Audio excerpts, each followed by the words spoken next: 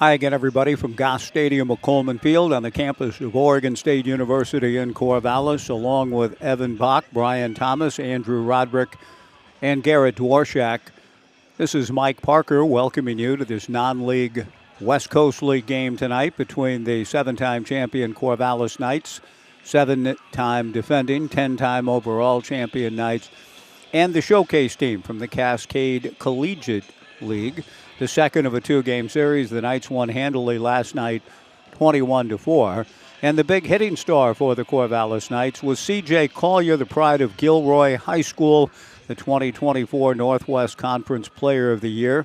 He hit 20 home runs for the Pacific Boxers in just 39 games and was a D3 baseball third-team All-American. At least that's according to my numbers. We're going to visit with C.J. in a moment, and I'm not suggesting he went Bobby Bonds in terms of inflating numbers as Bobby did in the Miller Lite commercial in 1985. Quite an exaggeration by Barry's dad, which we'll talk more about later.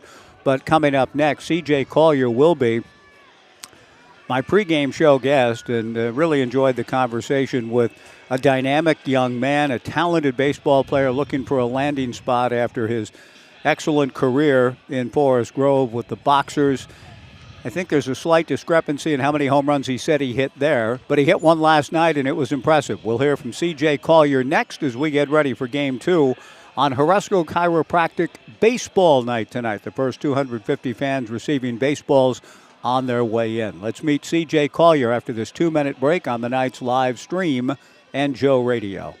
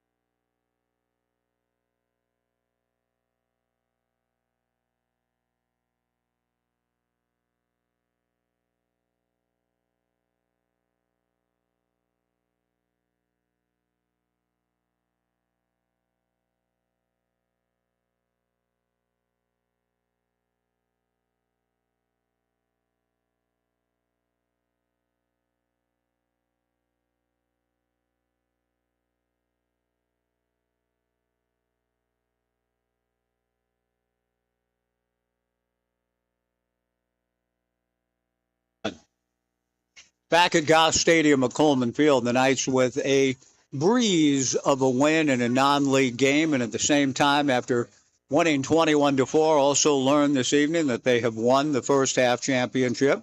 So it was a good night for the Knights, led by C.J. Collier, who blasted a 3-run homer and had 4 RBIs, and is kind enough to join me following the win for the first time here in the pregame show. CJ, it's been a pleasure to watch you play and to meet you officially. Thanks for taking time.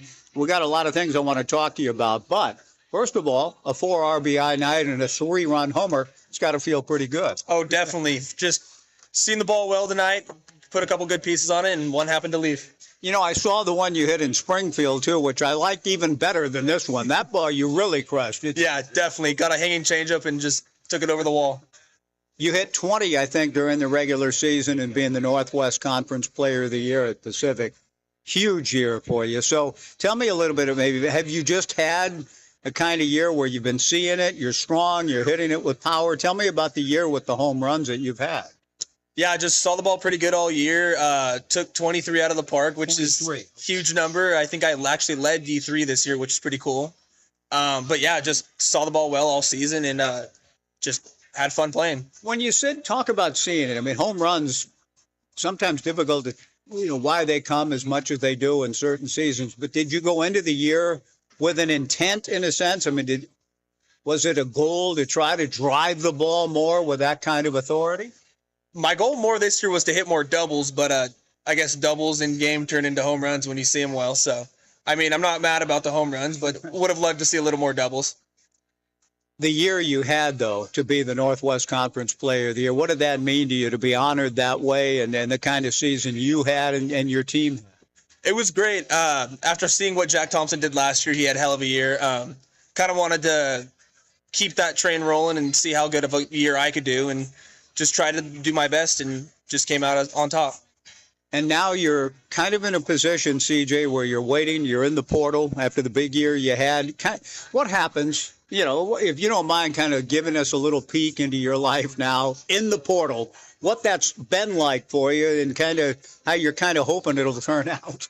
It's been really stressful. This is the last year of the COVID year, so you got all the fifth years, and there's about 4,500 people in it, which is unreal, and I'm just one lonely dude just trying to find a home. But it's been good. I've been getting looks from schools back home in California, a couple schools back east in the ACC. So we'll see where I end up, but got a few offers. So, yeah.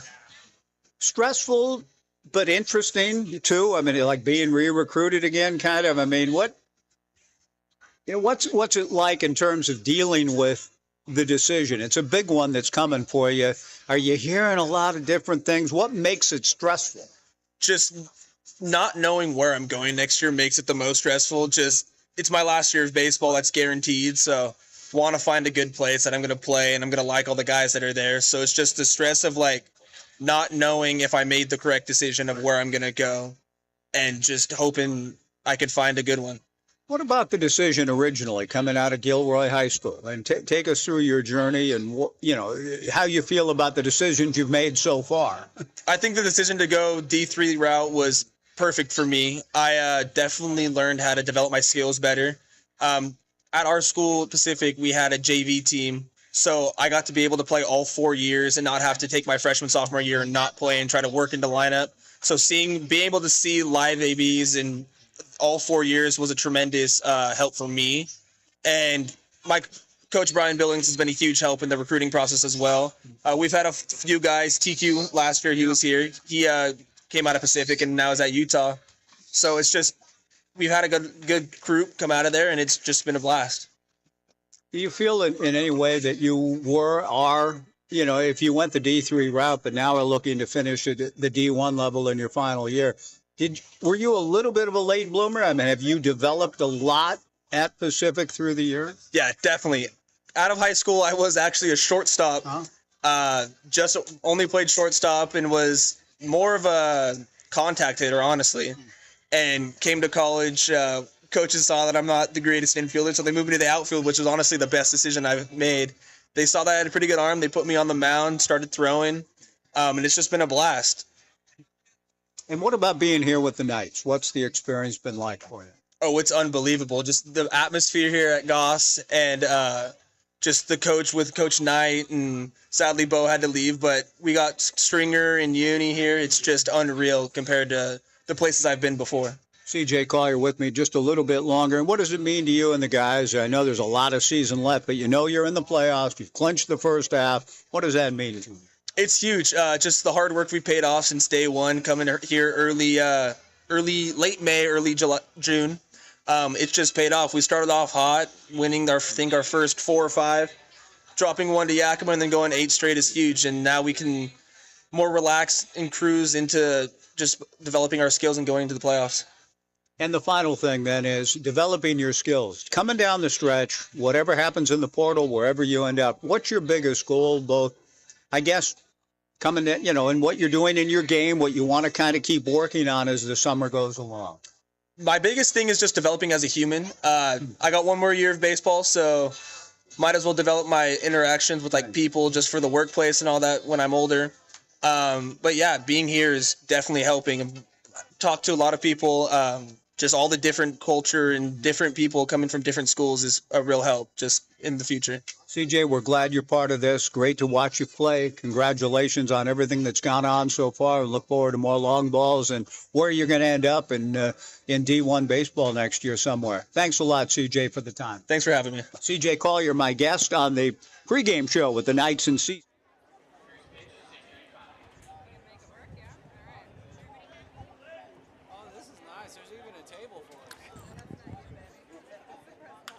And here we go. It is the game, and there is CJ. Very good job by CJ, and the game is underway. Leif Palmer going to work on Peyton Rickard before one of the biggest crowds of the season on this 29th of June. The count is 1 strike to Rickard, who swings and hits a two-hopper to the second baseman of the Knights tonight. That's the versatile Kevin Takeuchi, who fields and throws Peyton Tex Rickard out. Whether he's any relation to the legendary promoter, I know not, but I see the name Rickard and I think of Tex, as I'm sure most of you do. Peyton grounding out to Kevin Takeuchi. Travis Finney, the designated hitter, the batter. Yeah, think of Albert and Charles. Batting third in right field, Jack Barker. Nate Merritt, the cleanup hitter at first. Palmer pumps a fastball in there for a strike. Jay O'Neill batting fifth in center. Luke Klooster hitting sixth and catching. Talon Ty batting seventh at shortstop. Davis Downer hitting eighth and left. Ethan Ammerman batting ninth at second. The strike one pitch from Leif is swung on and missed by Travis. No balls and 2 strikes. Zach Swanson, an incoming freshman to Oregon State, but looking hopefully to the draft next month to go either in the second or third round. So we'll see about whether he ends up here. I know that he'll have a decision if indeed he's taken that high in the draft. But here's hoping for his sake, for Oregon State's sake, that Zach will end up here. But we'll see him tonight pitching for CCL. 0-2 the count to Travis Finney. Leif Palmer to the plate, and Leif misses just outside. 6'7", 207-pound right-hander getting ready for a sophomore campaign with the Beavers out of Golden, Colorado. Hard-throwing, promising right-hander. Kicks and comes back to the plate. Fastball just outside. Ball 2, 2-2 to Travis Finney. Leif Palmer and Tyler Howard, the Knights battery. Quinn Dufort at first. Kevin Takeuchi at second. Tai Yukamoto at short. Peyton Miller at third. Palmer back to the plate. Fastball outside. Ball 3, 3-2. In the outfield for the Knights, Kellen Siegel in left. Brandon Cabrera in center. Kaysen Consorina in right. 3 balls and 2 strikes to Finney. Palmer delivers. Breaking ball is dumped into right field for a base hit. Picking the ball up, Consorina, and he'll get it back in to Kevin Takeuchi. He was thinking about firing to first to Quinn Dufort, with Finney not necessarily blazing down the line, but makes the better decision simply to throw it back in and resign himself to the base hit with 1 away for Finney. Jack Barker, the batter. Leif Palmer giving up a 1-out single. Barker swings at the fastball. Fouls it straight back. 0-1 the count. Just getting started on a pleasant evening. A little bit for our standards, believe me. Certainly nothing like what they experienced in Omaha or in any other, many other regions of the country. But by our standards, it feels a little muggy today. The strike one pitch sliced down the left field line towards the Jacoby Ellsbury clubhouse entrance on the field level. The count goes to no balls and 2 strikes to Jack. The Knights will be back at it tomorrow night, late afternoon. 5:05 first pitch to be delivered by Grant Clevenger. The strike 2 pitch missing high, and that'll be a non-league game against the Mid-Valley Southpaws, the American Legion team from Albany. Barker taking the pitch away, so the count 1-2 with Finney at first, held on by Quinn Dufort. Palmer delivers, and the fastball misses. Ball 2, 2-2.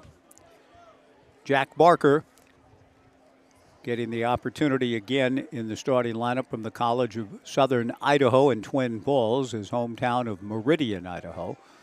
And I would think the biggest crowd of the year is coming in here tonight on this pleasant night. Palmer misses again, so he's working pretty hard here in the top of the first. His second straight full count situation, and on the last one, he allowed a base hit to right. Now he's 3-2 on Jack Barker, and comes to the plate and misses high and away for ball 4. I like the approach of the CCL hitters. Last night, even though it was a complete rout, 21-4, playing according to form and script, with all of the D1 players and Power 5 type players on the Knights roster, the final score of 21-4 was not unexpected per se, but I still liked the aggressive approach that the hitters for CCL took. They got some good hacks in. The first pitch to Nate Merritt is in there for a strike. 0-1 the count, and they're putting a little pressure on here. Merritt had a 2-run single in last night's ball game. 2 on, 1 out. Merritt swings and taps one foul back of the plate. No balls and 2 strikes the count. Head coach Ben Kruger coaching at third base. Ben is the head coach at Yakima Valley Community College and has a good representation of that program. Over 10 on the roster, players that he coaches at Yakima Valley. The pitch swung on and fouled back. Travis Finney at second, Jack Barker at first, Nate Merritt the hitter.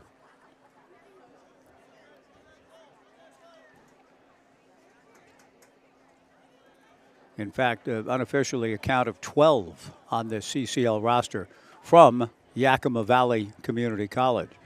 Palmer again delivers. High fastball swung on and missed. Strike 3. 2 down. Leif Palmer striking out Nate Merritt for the second out of the inning, and now Jay O'Neill, the hitter. O'Neill, a left-handed hitter out of Federal Way, and one of those 12 playing for Coach Kruger at Yakima Valley. He takes high and away from Leif Palmer, ball 1, 1-0. Very good crowd still coming in. This will be perhaps over 2,000 here tonight. We've had some crowds, 1,700, 1,800 or so. We may push 2 bills here tonight. The 1-0 pitch hit foul off third, carrying back Waldo away and into the top of the grandstand. The ball bounces around there and then down the stairwell. 1 ball and 1 strike, but a pleasant evening. Baseballs being given away. The baseballs will be held onto, I'm sure, by our very respectful fans, unlike in 95 at Chavez Ravine.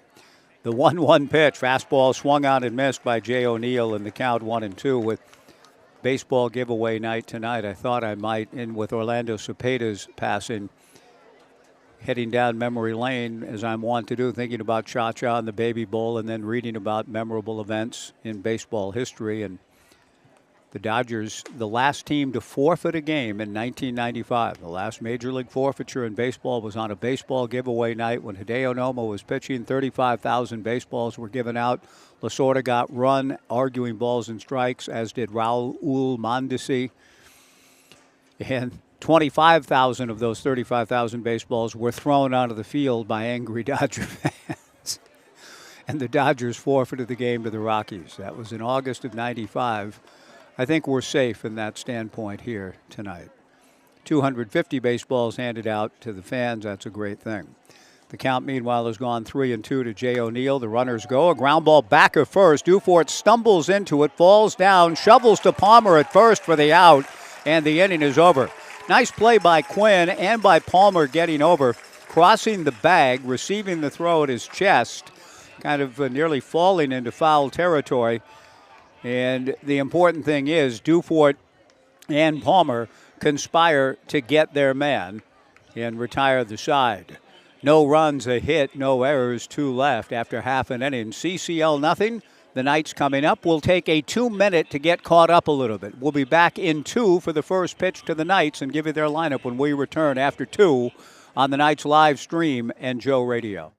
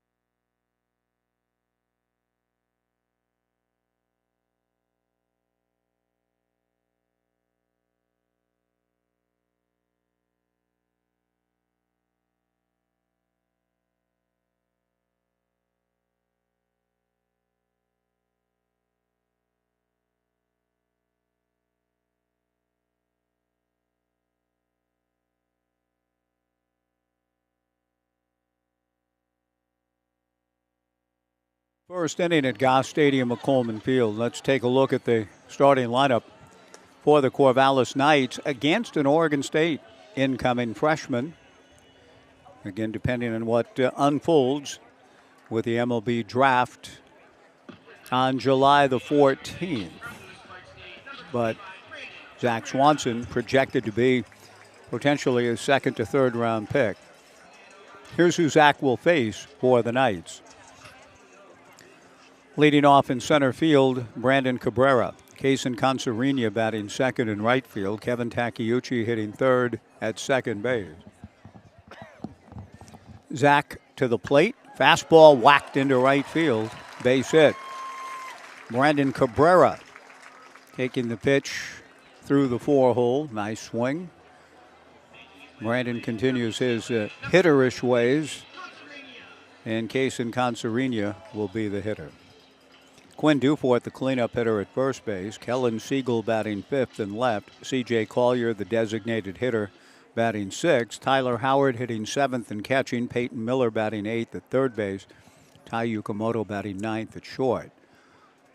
Zach Swanson, with the runner going, delivers outside. A head-first slide by Brandon Cabrera, and he's in safely. And with that stolen base, a $30 contribution through the auspices of Papay Material Handling and the Knights, teaming up in support of Community Outreach, Inc., a local nonprofit dedicated to helping people lead healthy and productive lives. 1 ball and no strikes to Kaysen Consarina.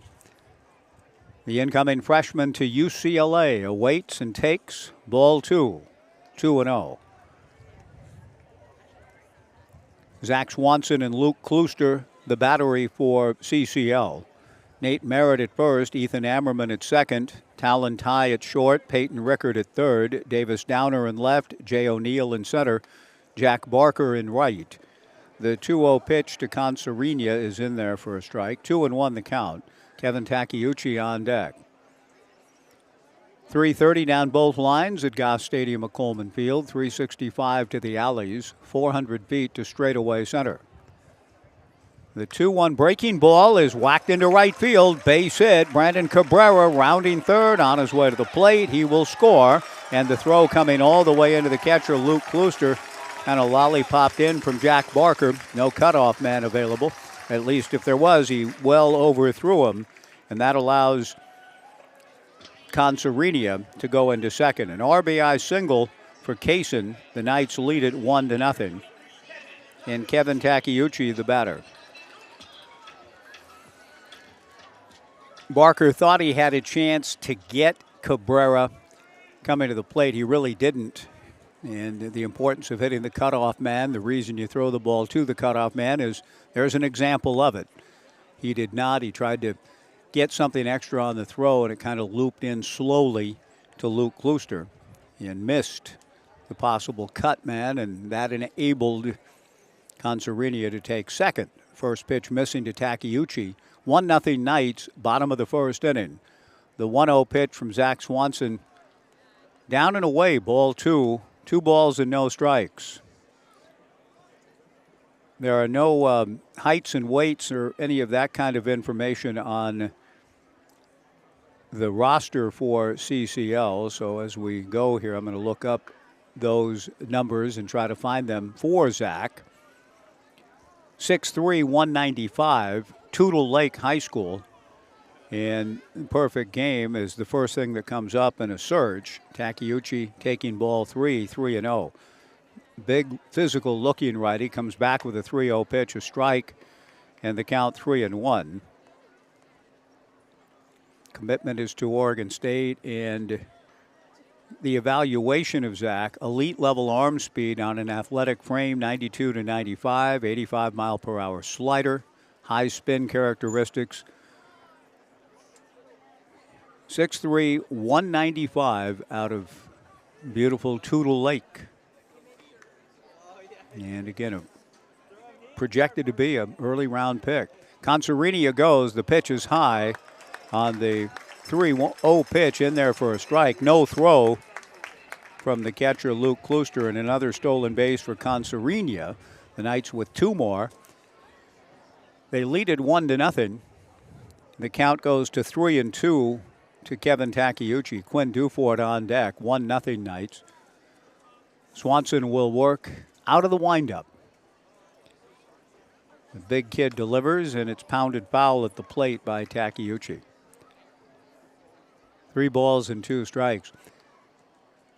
What Perfect Game says with reference to Zach, the tall, lean frame, the projectable, I mean, it just looks like he has all the tools physically.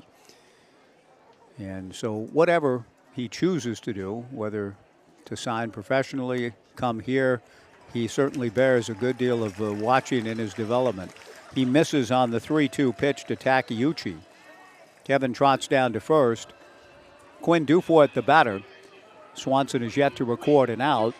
Runners at the corners with nobody out. 1-0 Knights, and Dufort, who made a good play to end the top of the first inning, steps in.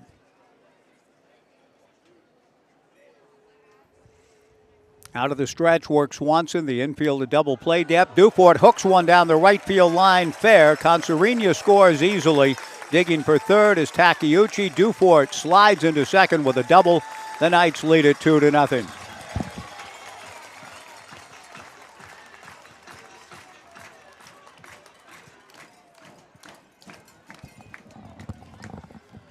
Shortstop Talon Tai takes the baseball to the mound upon receiving it from right fielder Jack Barker and trying to help Zach Swanson navigate what has been a tough start. Is yet to record an out, has given up 2 runs and 3 hits, and the Knights have runners at second and third and nobody out, with Mac and Maya Canham walking through the ballpark. That tells me that perhaps Mitch, the head coach, is here. I know Rich Dorman said he was going to come in and get a chance to see Leif Palmer, and kind of the bonus, I think unexpected bonus, of Zach Swanson getting the start here tonight for CCL. Kellen Siegel swings and hits the breaking ball towards Casey Corner and just below the Omaha room. Great legacies of the Oregon State head coach, Casey Corner, and the fact that something called an Omaha room needed to be built after 6 trips.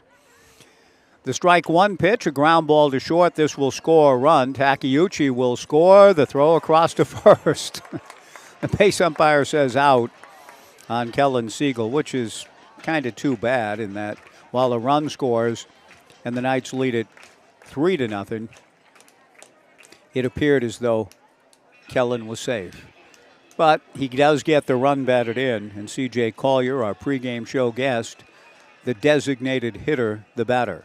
I believe in the interview, if I recollect, I recorded it last night after the game, I think C.J. said he hit 23 jacks at Pacific, and he may well have. But at least in the official stats that I have on the Pride of Gilroy High School, it was 20 homers. Either way, that's a heck of a year. And he blasted one last night as part of a 4 RBI night. He takes a strike from Zach Swanson. The 0-1 pitch with a little bit of run back over the plate. And the count 0-2 to CJ.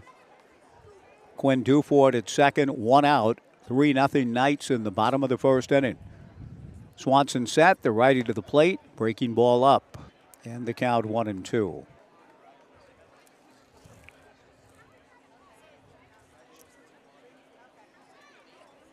CJ with an exaggeratedly open stance, particularly for a guy with his kind of power. I've seen Dick McAuliffe, more slap hitters with open looks. CJ just has developed an approach that enables him to get to the path and to the barrel into the power zone quickly with a stance that most power hitters don't seem to favor. He takes down and away ball 2-2. Dufort at second, 1 out. The 2-2 pitch swung on and fouled back by CJ. The count remains 2 balls and 2 strikes. I enjoyed his answer in the pregame show, asking what his goals remaining for the rest of the summer were in terms of working on his game and whatever. I had no idea what he was going to say, and he said to be a better human, essentially, working on being the best human he can be. He takes the 2-2 pitch away, ball 3-2. An admirable goal and a good answer for just about anything and anybody in any walk of life. What's your goal for the rest of the summer? If you mean it, that the answer that CJ gave is good for all of us, right? 3 balls, 2 strikes, 1 out. 3-0 Knights in the first. Dufort gets his lead from second. CJ gets a piece of the Swanson delivery and stays alive. 3-2 the count. This is a very pleasant evening for baseball. And the crowd, the promotion, a Saturday night, not quite a July Saturday night for Eric Church, but a nice one. The 3-2 pitch is taken. Strike 3 called. 2 down. And Tyler Howard will be the hitter. One of the traditions here after the game, and it's a tradition that stood the test of time. After every night's game, the first song played as fans are kind of making their way, that if the kids are on the bases, go on the field for autographs, making their way out of the ballpark, is Bobby Darin's Mac the Knife. Tyler Howard takes a breaking ball down and away, ball 1. We used to hear Church's Springsteen a lot. I'm an old fan of the old country. Got my country music listening kind of ended in the mid-'70s, but I know everything from then before. The 1-0 pitch with Dufort going to third, and Luke Klooster cannot get the baseball out of his mitt. And a stolen base for Dufort. The Knights with 3 bags in the inning. 2 balls and no strikes, meanwhile, to Tyler Howard. But of the modern-day stuff, and I consider Springsteen a modern-day tune by Church, would have to rank as one of my all-time favorites. And they used to play it here after Knights games a lot, and I miss it because of the great lyric about a melody seeming like a memory, July Saturday night. Oh, my gosh, it connotes so much goodness. The 3-0 pitch to Tyler Howard, a strike. That song does it for me. One of the few modern country tunes that does. 3 balls and a strike to Tyler. 3 runs in. Zach Swanson back to the plate. Tyler sprays one foul down the right field line towards Casey corner. And the count is full to the Knights catcher. 3 balls and 2 strikes. Quinn Dufort at third. Brooke Knight dialoguing with him. Brooke, the head coach. Ed Nags over at first. Tyler Howard takes the 3-2 pitch from Zach Swanson. High and away for ball 4. Peyton Miller will be the hitter as fans and teams continue to arrive here. An entire team is walking into the ballpark above the Jack Riley concourse behind the Gary Baker dugout on the first base side. I know that our team on the field tonight, taking the field with the Knights, the West Albany JBO Bulldogs, led by Tanner Crockett, his dad Drew, in the ballpark this evening. A throw to first base. Tyler Howard steps back. Quinn Dufort at third base. Tyler Howard at first. 2 down. 3-0 Knights in the bottom of the first inning. Swanson delivers and misses. Low and away. Ball 1. 1-0.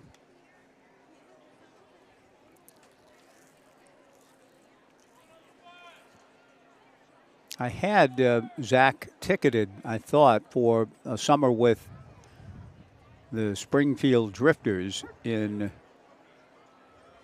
the West Coast League proper. I'm not sure what's gone on there. I haven't had a chance to find out, but here he is tonight pitching for CCL. He delivers a strike to Peyton Miller in the count 1-1. The right-hander to the plate, fastball down and away, ball 2, 2-1. 3 runs in the inning, and the Knights trying to keep it rolling. They jumped early with 7 in the second inning last night en route to a 21-4 win. They were held scoreless in the first last evening. Not tonight, up 3-0, runners at the corners, 2 down. Zach's 2-1 pitch misses down and away for ball 3, 3-1.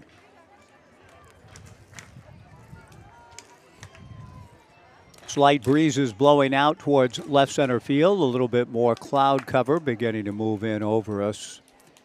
But warm and pleasant. The 3-1 pitch swung on and lifted to left field. Davis Downer racing in, slides and can't get it. Dufort scores, and into third base goes Tyler Howard. A base hit into left center field for Peyton Miller, and the Knights lead it 4-0. Ball was in the air for a while, and I thought long enough for Downer or perhaps center fielder Jay O'Neill to get to it. But Miller dunking it into the perfect spot between the two, and Tai Yukamoto, the batter, the ninth man to come to the plate in the inning. First pitch from Zach Swanson, misses high, ball 1-0. I'm not sure. I don't know much about Zach's stuff. If it's 92 to 95, I just got to say it doesn't look it right now. It doesn't look it. I'm not reading anything on a laptop analytics chart. A fly ball to center off the bat of Tai Yukamoto. Jay O'Neill is there to corral it, and the inning is over. But I hope to see, if Rich is here, visit with Rich a little bit about what he's seen from both Zach Swanson and Leif Palmer here tonight at Goss Stadium at Coleman Field. We have one inning in, and the Knights get after Zach Swanson to the tune of 4 runs on 4 hits, no errors, and 2 left. After one, it's the Knights 4, and with some sort of promotion about to start, I'm not exactly sure what it all entails, but some big boxes are being brought out onto the field. I don't know what's going to emerge from the boxes or whether people are going to try to get themselves into those boxes. I have not been apprised of what this promotion is all about. Perhaps we need the late, great, unconquerable William Veck Jr. to tell us, or his son Mike. It could somehow be rooted to them, as most baseball promotions are. But whatever it is, it's going to unfold. We will take a 2-minute break between innings. We'll break again for 2 as we wait for baseball action to resume. The Knights with plenty of action in the first. After 1, the Knights 4 and CCL nothing. Back in 2 on the Knights live stream and Joe Radio.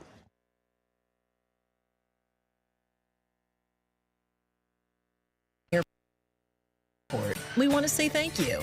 Thank you to our community for choosing us to connect you to many destinations, other cultures, your families, and friends. Thank you to our dedicated and professional staff for ensuring the airport experience is excellent. And thank you to local residents and businesses for making us who we are. We are proud to serve you, our region, and beyond. Together, we continue to grow and thrive. Thank you for flying local and for flying EUG. News that you can trust. Subscribe to the Gazette Times, your go-to source for in-depth journalism and breaking news. From local stories that impact your community to consistent updates to your Beavers and Knights, the Gazette Times has it all. For only $1 for 3 months, enjoy unlimited access to our e-edition, unlimited articles on GazetteTimes.com and our mobile app, and free access to newspapers.com archives. Subscribe today and join the Gazette Times community.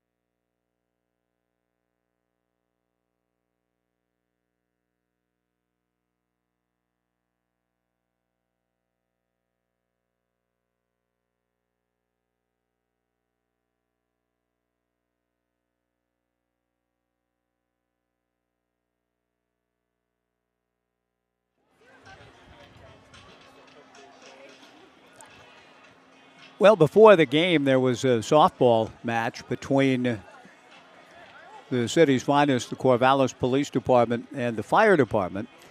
Not exactly sure. I know that Eliana Gottlieb, who competed for 3 years at Oregon State, is now in the transfer portal, may end up at Georgia Tech. But Eliana was recruited to play left field today by the police department.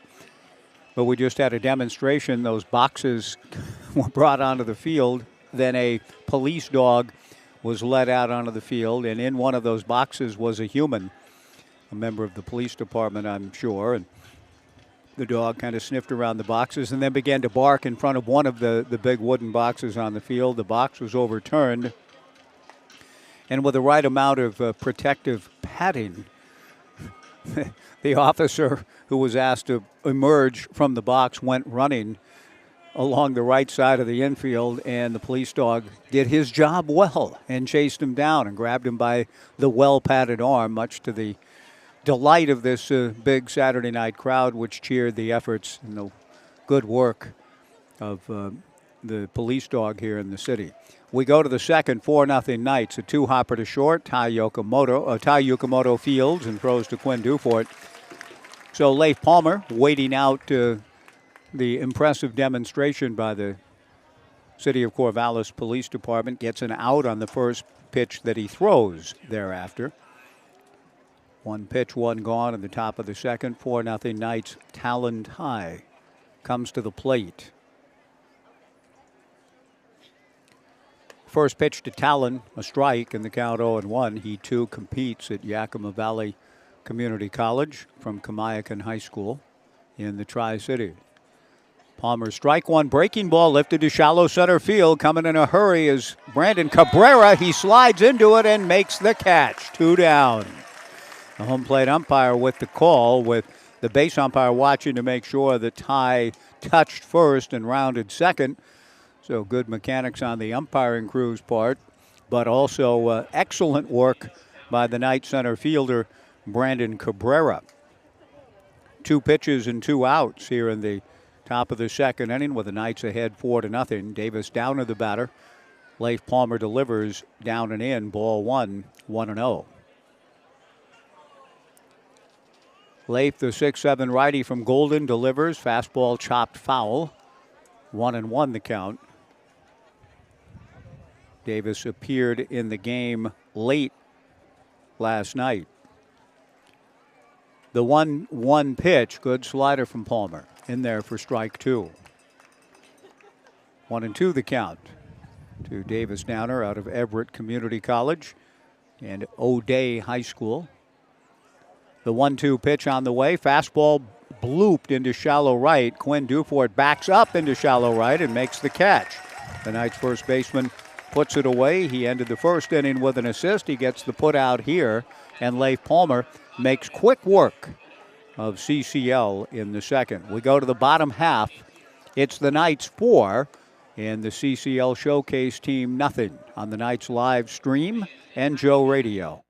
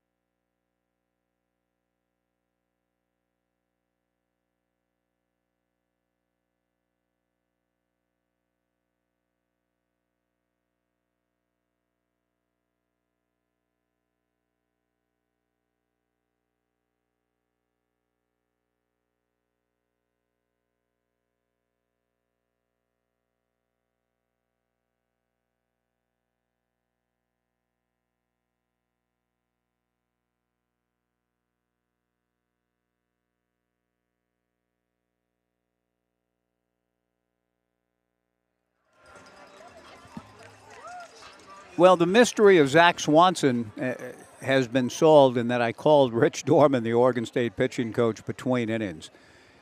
And with due respect to this young man pitching for CCL as we go to the bottom of the second, the Knights leading 4-0, scored 4 runs off of this Zach Swanson in the first. Brandon Cabrera started things off with a base hit. taking the first two pitches out of the zone from Zach Swanson, I felt something was up right from the start in that he looks like he could have that 6'3", 195 body. The 2-0 pitch to Cabrera, a strike, and the count 2-1, but with no information and no one telling me anything about this Zach Swanson, he's not listed on the roster that I was given. The 2-1 pitch, low, ball 3-1, and I knew there was a Zach Swanson coming to Oregon State. I did note a difference. I think our Zach Swanson coming to Oregon State spells it with a K. This Zach, now that I look closely, Z-A-C-H. He delivers to Cabrera a strike, so that should have tipped me off in the first place. And I just have to say that the stuff itself last inning, it didn't look like 92-95 based on the perfect game scouting report. So this is a different Zach Swanson is what I'm trying to say. Cabrera, a fly ball to deep left center. Jay O'Neill on the run, and right fielder Jack Barker makes the catch, cutting in front of Jay. Good play by Jack out in right field, one gone, and Kaysen Consarenia, the batter. So I called Rich. I said, is this our incoming guy, Zach Swanson? He said, no. Same name, different kid. And so I hope the best for this young man. I'm going to look up Zach Swanson with a C and see if I get a different result between innings. He looks better here thus far in the second, but the stuff didn't look as though it was plain as what I saw in the description I gave you from Perfect Game. Consarenia taking a first pitch slider for a strike and now swings and hits one foul into the Omaha room, and the count 0-2. So I will do a very quick search as we go here and see if I can find something out about this Zach Swanson. Ground ball foul outside of third. Now, the Zach Swanson committed to Oregon State does spell it with an H. I have this one with a K, so I'll try it with a K version and see if we come up with a little bit more information. As Zach with a K, I think, I can't find anything immediately popping up. It's all Zach with a C popping on my phone. Zach Swanson for CCL delivers down and away, ball 2, 2-2.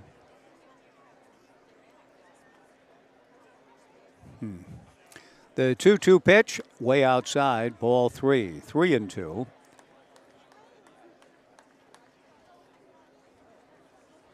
So I'm just scrolling and scrolling and scrolling. I have nothing but the Zach Swanson committed to Oregon State. I'll keep trying to find some info on this young man whose 3-2 pitch is a breaking ball down and away. He loses Consarenia. He had Kaysen down 0-2 and issues the one-out walk. Kevin Takeuchi, who walked in the first, will be the batter. When you visit Corvallis to catch Knights baseball, stay at your locally owned Best Western Corvallis, official hotel partner of your Corvallis Knights. Close to Goss Stadium with the largest hotel rooms in the city and an outdoor heated pool. Wherever life takes you, Best Western is there. A throw to first base. Consarenia dives back. 4-0 Knights in the bottom of the second inning. So my sincere apologies to the Swanson family. I can't find any information on this young man. Just doing a very quick search. I may put Zach CCL and see if anything pops. He misses down and away. 1 ball and no strikes to Kevin Takeuchi. But it is a bit odd that we have 2 Zach Swansons from the state of Washington. At least Rich Dorman felt that this Zach Swanson was somewhere from the Evergreen State. He thought in the central part of the state, but he wasn't sure either. The 1-0 pitch missing for ball 2, 2-0. The Zach Swanson coming to Oregon State is from Tootle Lake. 4-0 Knights. Consarenia draws another throw and dives back.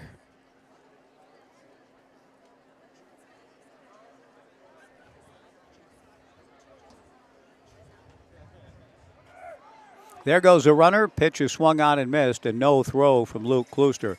A good jump from Kaysen Consarenia. And he is safely in, is Kaysen, with a count going to 2-1 to Kevin Takeuchi. I think it was a straight steal, but Kevin took a hack, I think, to help out and protect Kaysen. 2-1 breaking ball from Zach Swanson, misses for ball 3, 3-1.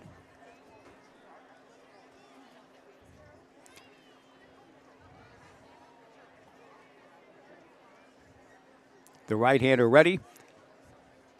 And Zach's pitch, fastball a little low for ball 4. Kevin Takeuchi trots down to first, back-to-back walks.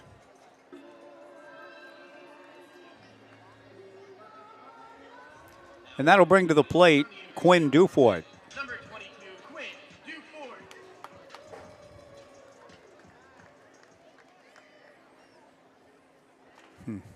Okay, I'm going to have to give up and just hope the best for this young man. I got a ball game to kind of keep an eye on, but I'm hoping to learn a little bit more about this Zach Swanson. A pop-up into shallow center. The infield fly rule is invoked. Shortstop Talon Ty backs up to make the catch. There are 2 down. And Kellen Siegel, who had an RBI ground out last inning, will come to the plate. Kaysen Concerina and Kevin Takeuchi drawing back-to-back walks. But now Zach Swanson, touched for 4 runs in the first, comes set and delivers, and it's swung on and missed. No balls and 1 strike to Kellen Siegel.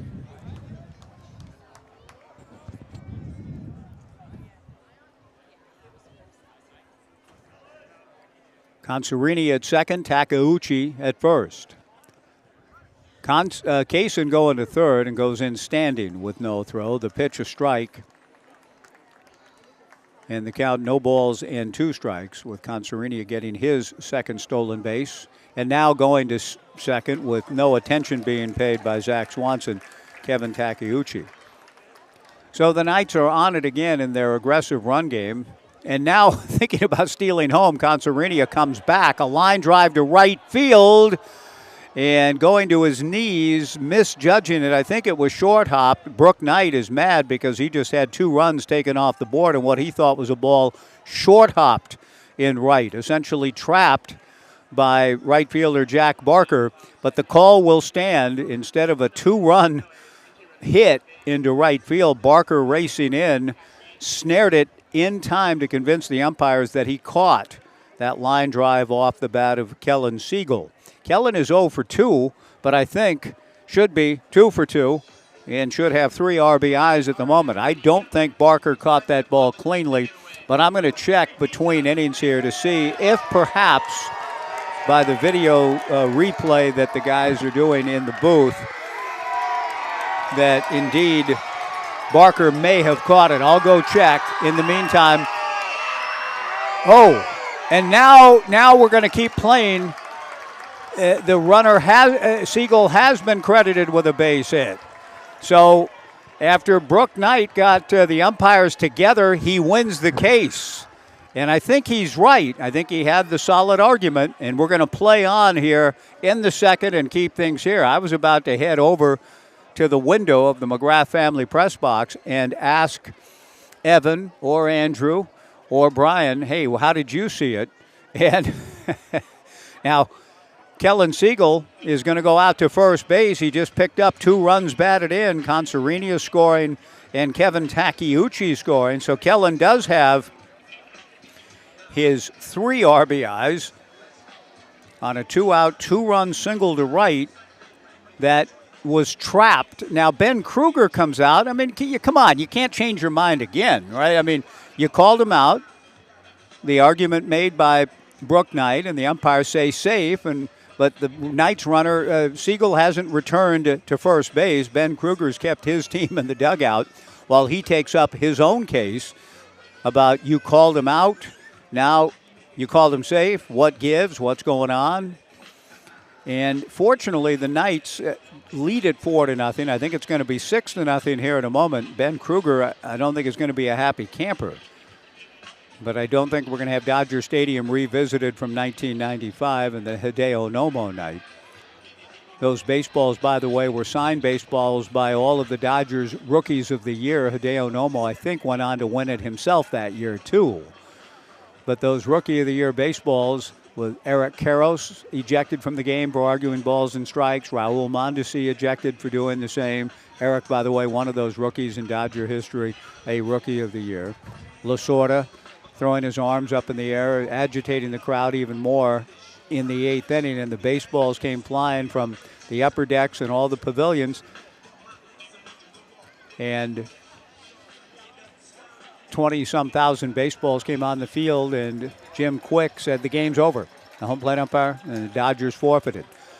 Well, Ben Kruger has lost the argument. Kellen Siegel has a 2-run single, and against his will, Ben tells his players to get back out on the field. With 2 runs scoring, the Knights lead it 6-0. A 2-run single for Kellen Siegel, C.J. Collier, the batter.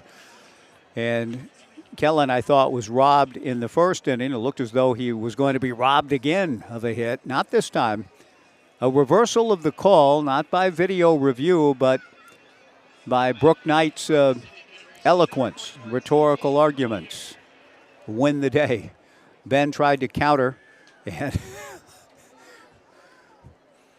apparently Brooke had the more forceful argument. C.J. Collier tried to check his swing as we play on now. And it's a swing, says the home plate umpire. No balls and 1 strike to C.J., who struck out looking in the first. 6-0 Knights in the second. Strike 1 breaking ball from the other Zach Swanson. Misses. And the count 1 ball and 1 strike. I hope that has not been a plaguing feature of this young man's life in his baseball travels in the Pacific Northwest. Zach Swanson, oh, you're going to, no, not me. It's the other one. The 1-1 pitch in there for a strike and the count 1-2. But I like the kid's makeup and frame, and certainly hope good things for him as his baseball career continues. It has brought him to Goss Stadium at Coleman Field tonight. Partly cloudy, very pleasant night for baseball. Collier swings and hits one foul off first and playable. Nate Merritt calls and makes the catch in foul grounds, a little past the coach's box. And now the inning is over. I need not consult the video stream. The umpires, without access to a video review, changed their call. That benefits Kellen, who gets a 2-run single and has 3 RBIs tonight. At the end of 2, the Knights 6 and CCL nothing on the Knights live stream and Joe Radio.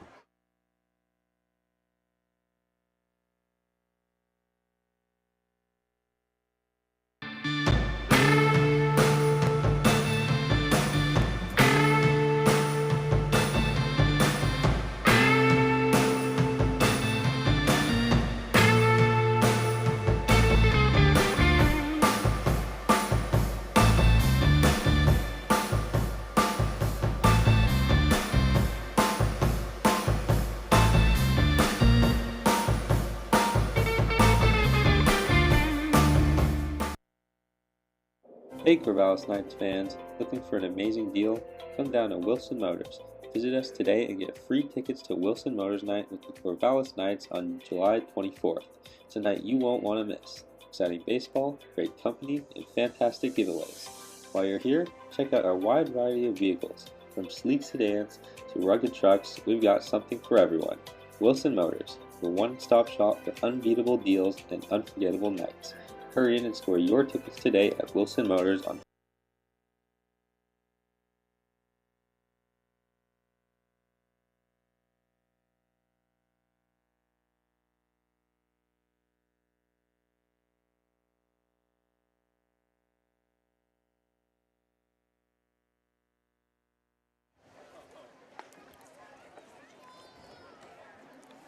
We go to the third. The Knights leading 6-0. Leif Palmer to Ethan Ammerman. The first pitch breaking ball down from the big righty.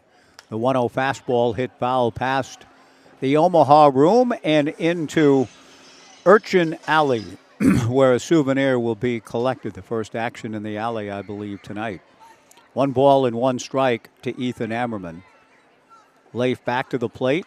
Fastball fouled straight back. Again, the CCL players don't get cheated. They get up there and take their hacks. I like their approach.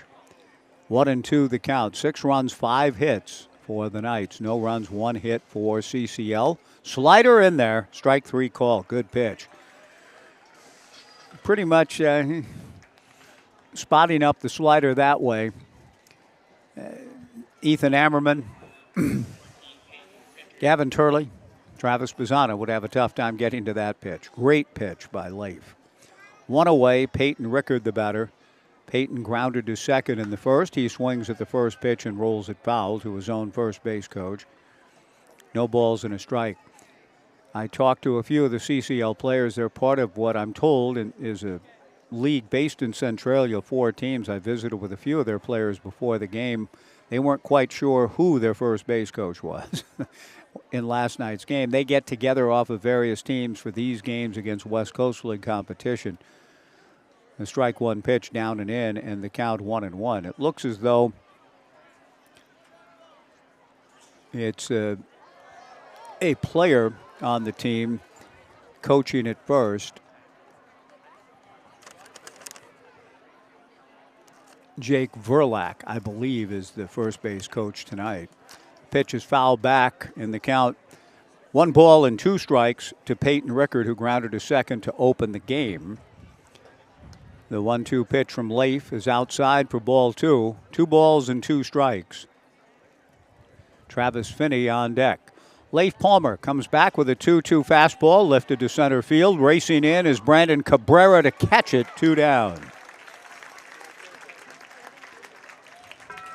Good read by Brandon, and that'll bring to the plate Travis Finney. Travis singled to right field in the first.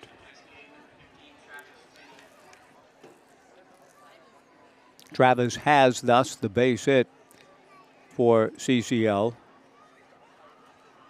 The pitch from Leif Palmer hit well to left, but playable. Kellen Siegel is right there to grab it. Good contact, but an out, and it's another 1-2-3 frame for Leif Palmer, who has retired 8 straight. We go to the bottom of the third. The Knights 6 and CCL nothing on the Knights live stream and Joe Radio.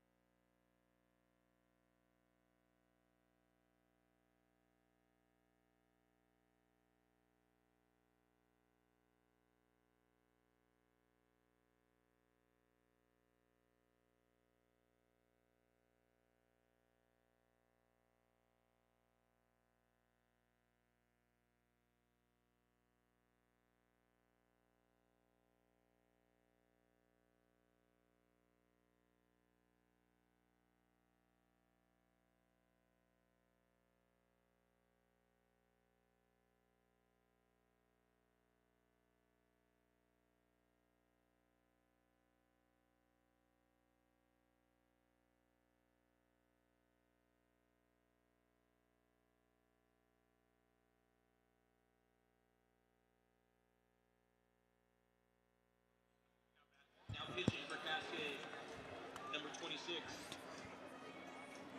A change of pitchers for the Cascade Collegiate League Showcase team. Austin Dillon comes into the ballgame behind Zach Swanson.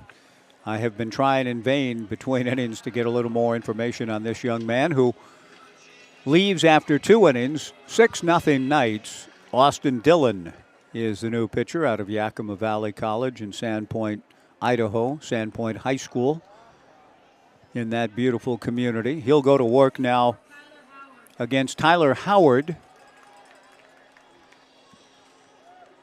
the Knights catcher, and from Jeff Loomis's outstanding program at Portland. Breaking ball from Dillon, misses in the turf, ball 1.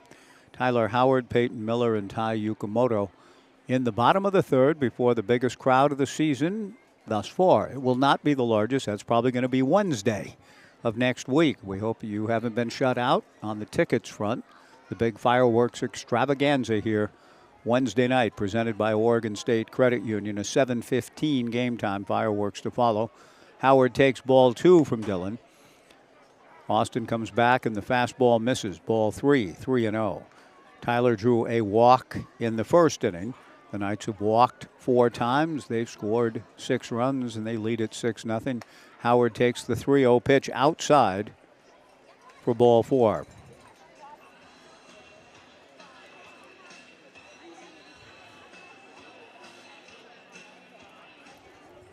That'll bring to the plate Peyton Miller. Peyton with an RBI single in the first. The Knights and the Mid-Valley Southpaws tomorrow. Grant Clevenger will get the start for the Knights. 5:05 start. An off day Monday, and then the homestand continues Tuesday and Wednesday against Ridgefield with a fireworks show on Wednesday night. Peyton Miller takes a strike from Dillon. 0-1 the count. Austin kicks and comes to the plate and misses high. 1-1 to Peyton. Tai Yukamoto on deck.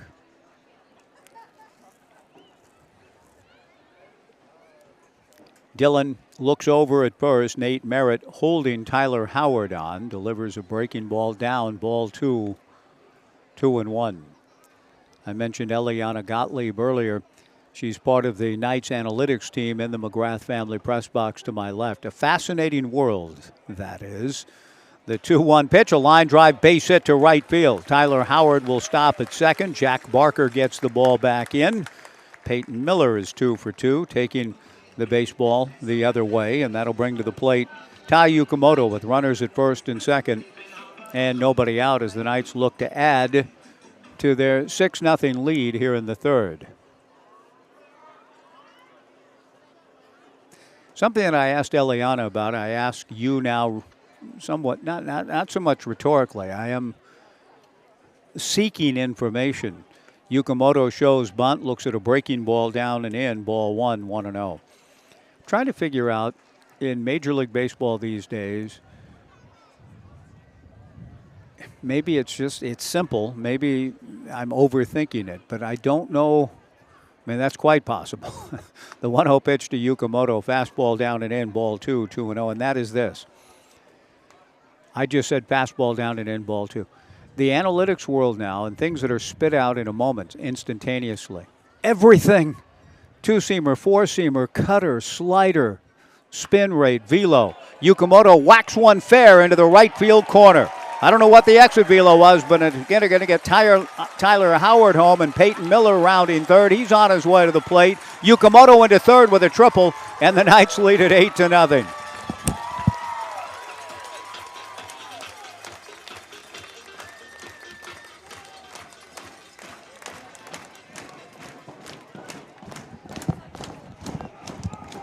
Ty got on top of that impressively and hooked it deep into the right field corner. Races around with a 3-bagger. A 2-run triple for Ty. 8-0 Knights in the third. Brandon Cabrera, the hitter. So Austin Dillon has been greeted rudely. After a walk to Howard, Peyton Miller a base hit to right. Tai Yukamoto a 2-run triple pull to right. Brandon Cabrera looks at a breaking ball from Austin in the turf. Good block by Luke Klooster. 1-0 the count. I guess my simple question is, how do they know? And who's they? And how does it all appear just like that? Just like that. The 1-0 pitch, the spin rate in velo in break, I can see how that's measurable. I can kind of understand that, I think, intuitively. But who's inputting what all those pitches are? You know, we're talking about guys, you know, a guy having 8 pitches. The 2-0 pitch in the turf, ball 3, or in the El Tiante, Juan Marichal days or Satchel Paige day, 7, 8, 9 different pitches. How does who's ever inputting all that know when the ball comes out of Satch's hand or Logan Gilbert's hand? The 3-0 pitch, a strike, and the count 3-1 to Cabrera. Instantaneously, that That's the two-seamer. That's the four-seamer. That's the cutter. That's the slide. I mean, how does that person inputting or whatever know all of that right now? Ground ball slowly up along third. This will score a run on the little chopper. Tai Yukamoto comes in to score. The Knights lead it 9-0 on the RBI single by Brandon Cabrera and Kaysen Consarinia, the hitter. The analytics device or whatever it is that is recording all of that data knows better than hitters do, knows better than catchers, knows better than broadcast, knows better than anybody. If that is just that readily available and all true, do we just take for granted that it all is? When you watch a major league game, it's all out there as soon as the pitch is delivered. Well, that's his two-seamer, that's his four-seamer, that's his cutter, that's his... Does anybody know what I'm asking? Or you say, oh, that's a ridiculous question. Well, it probably is, but I still wonder, how do they and everybody all know that? Going on the pitch is Brandon Cabrera, and he's into second with no play. 2 balls and no strikes. That may be the last, perhaps, of the Knights' run game. We'll see. Maybe it ought to be up 9-0 in the third, but Cabrera does take second. Consarinia at the plate. Kaysen swings, and it's a ground ball to second off the chest of Ethan Ammerman. Stays with it, but throws to first, not in time. Bit of a tricky hop, but Ammerman not able to field it cleanly, and still nobody out in the inning. And we'll see if Brooks Hatch thinks about the tricky hop and awards a hit or whether it'll be E4, and it is the latter. Consarinia aboard on the error. Kevin Takeuchi at the plate, first and third, nobody out, 9-0 Knights in the third. Austin Dillon delivers in the breaking ball in the turf, ball 1. There probably is a very simple and easy answer to all of that, but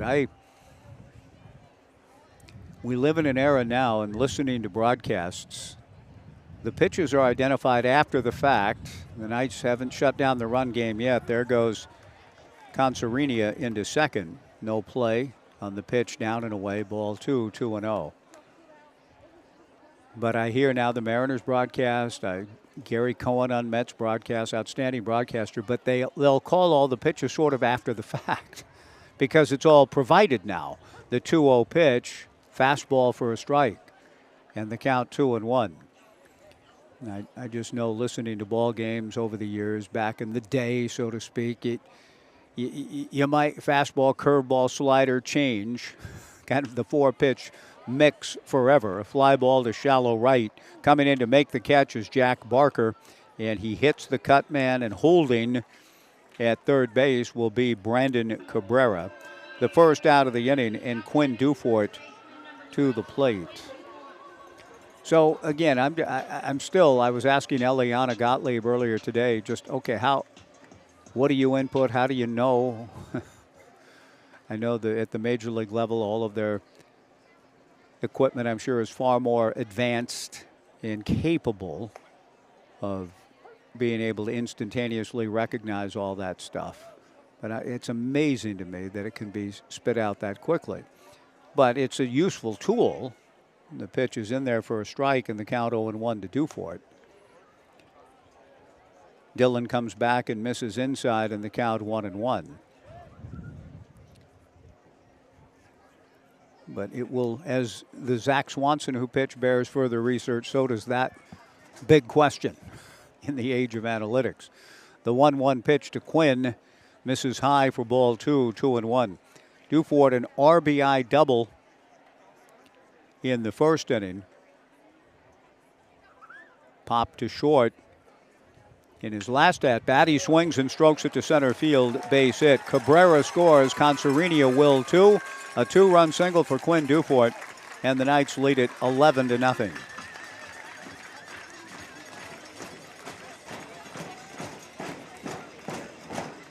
Quinn now with 3 runs batted into the ball game, matching Kellen Siegel, who has 3. A bit of a controversial one last inning.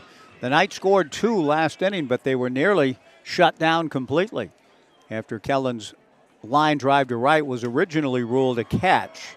He hits a fly ball this time to center field for a base hit, and with only one away, Quinn Duport had to hold up to make sure the ball got in front of O'Neill. It did. Kellen gets a base hit to center. C.J. Collier will be the batter. C.J. has struck out and popped to first. 11-0 Knights in the third. 4 in the first, 2 in the second. After the call was changed from a catch to base hit. Kellen with 3 RBIs, now 2 for 3. C.J. Collier hoping to join the hit parade here now. 11 runs and 10 hits for the Knights through 3. And we're not quite through 3 yet. Dillon delivers and the breaking ball is up to C.J. Ball 1, 1-0.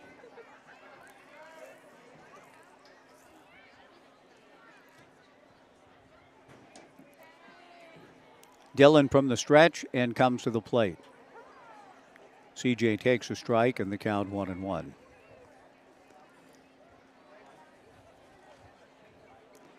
Two on and 1 out. Austin Dillon nods yes. And the 1-1 pitch. Breaking ball waved at and missed by C.J. 1-2 the count. Breeze is picking up and considerably here on this Saturday evening. The temperatures drop and just the winds picking up. I'm looking around the ballpark and seeing fans reaching for their extra layer. Collier hits a chopper to third. Peyton Rickard fields and throws to first. Bree Miller in the house tonight, coming over from Central Oregon. Good to see her after her many great years as the Corvallis Knights general manager. She's talking to some old friends as she makes her way up to the McGrath family press box. Collier grounding out to third. 2 down, and Tyler Howard, who began the frame on a 4-pitch walk, scoring the first of 5 runs in the inning, will step in. He swings and hits a one-hopper juggled by Peyton Rickard, stays with it and throws to first to retire the side. So Tyler Howard starts and ends the inning, and the Knights settle for 5 in the third. At the end of 3, the Knights 11 and CCL nothing on the Knights live stream and Joe Radio.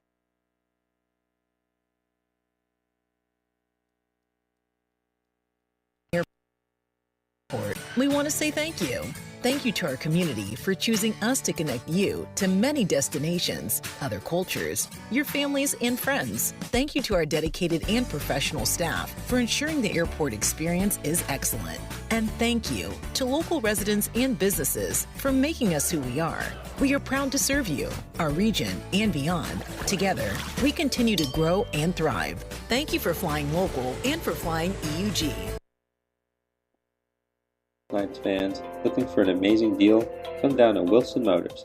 Visit us today and get free tickets to Wilson Motors Night with the Corvallis Knights on July 24th. It's a night you won't want to miss. Exciting baseball, great company, and fantastic giveaways. While you're here, check out our wide variety of vehicles. From sleek sedans to rugged trucks, we've got something for everyone. Wilson Motors, the one-stop shop for unbeatable deals and unforgettable nights. Hurry in and score your tickets today at Wilson Motors.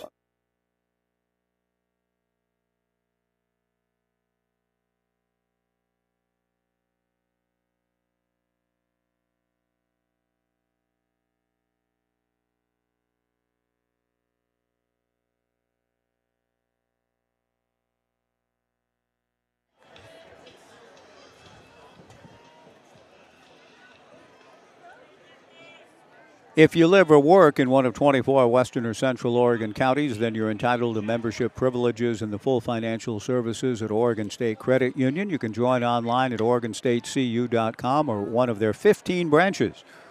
And as I mentioned earlier, Oregon State Credit Union once again stepping up to sponsor the Knights fireworks show Wednesday night of next week. Oregon State Credit Union investing in all of our communities and dedicated to creating financial solutions toward making local lives better. Through 3 innings at Goss Stadium at Coleman Field, the Knights 11 runs, 10 hits, and no errors. CCL, no runs, 1 hit, and 1 error. Leif Palmer's first pitch fouled to the left and out of play. 1 ball and no strikes to Jack Barker. The 1-0 pitch to Jack misses or the 0-1 pitch, I should say, to even the count at 1-1. Jack drew a walk in the second, and he takes down and in here. Leif had Jack 0-2 and lost him. 2 balls and a strike to Jack Barker. Nate Merritt on deck with Jay O'Neill to follow. Leif's fastball misses. Ball 3, 3-1. Hoping to make sure he maintains an edge. He has his head coach Mitch Canham and his pitching coach Rich Dorman in the house, does Leif. The 3-1 pitch grounded sharply to the left of Kevin Takeuchi. He goes to the rim and throws to first for the out. The throw nearly pulled Dufort off the bag, but Quinn able to maintain contact with the sack and makes the catch for the out. 1 away. Good job by Leif to pitch to contact 3-1 and get the out. Nate Merritt, the batter. Nate struck out in the first. 11-0 Knights in the fourth. Fastball swung on and missed. 0-1 the count. Leif Palmer and Tyler Howard, the Knights battery. Quinn Dufort at first, Kevin Takeuchi at second, Tai Yukamoto at short, Peyton Miller at third, Kellen Siegel in left, Brandon Cabrera in center, Kaysen Conserina in right. The strike 1 pitch, off speed and in the turf. 1 ball and 1 strike the count. Darker clouds have moved in over us as the temperatures have dropped a bit. Palmer's fastball misses high. 2 balls and 1 strike to Nate Merritt. Breezes continue to blow out to left. Palmer delivers a good fastball in their first strike, and the count 2-2. Jay O'Neill, the on-deck hitter. Palmer shakes off Tyler Howard. Now the 6'7" righty from Golden delivers and hits Nate Merritt. And down to first base heads Nate with Jay O'Neill coming to the plate. Neal grounded out back of first in the first inning on a nice play by Quinn Dufort. I mentioned earlier the sad news about the passing of the baby bull, Cha-Cha, Hall of Famer Orlando Cepeda, dying last night at the age of 86. Pitch is hit sharply to the left of Takeuchi. He goes to Yukamoto for 1, on to first, not in time, but nicely done. Takeuchi ranging to his left and threw a strike to his keystone partner, Tai Yukamoto, to get the force out on Merritt. 2 away, and Luke Klooster, the batter. Orlando was a tremendous hitter and player. One of the first great designated hitters in 1973. The first National League unanimous MVP ever in 1967 with the Cardinals after a very distinguished run with the San Francisco Giants, teammates with Willie, the 2 Willies, Willie McCovey, Willie Mays, the great Orlando Cepeda passing away last night at the age of 86. Klooster fouls one back and the count 0-1. Jay O'Neill, the runner at first, 2 down, 11-0 Knights in the fourth. The strike 1 fastball from Leif misses high. 1-1 the count.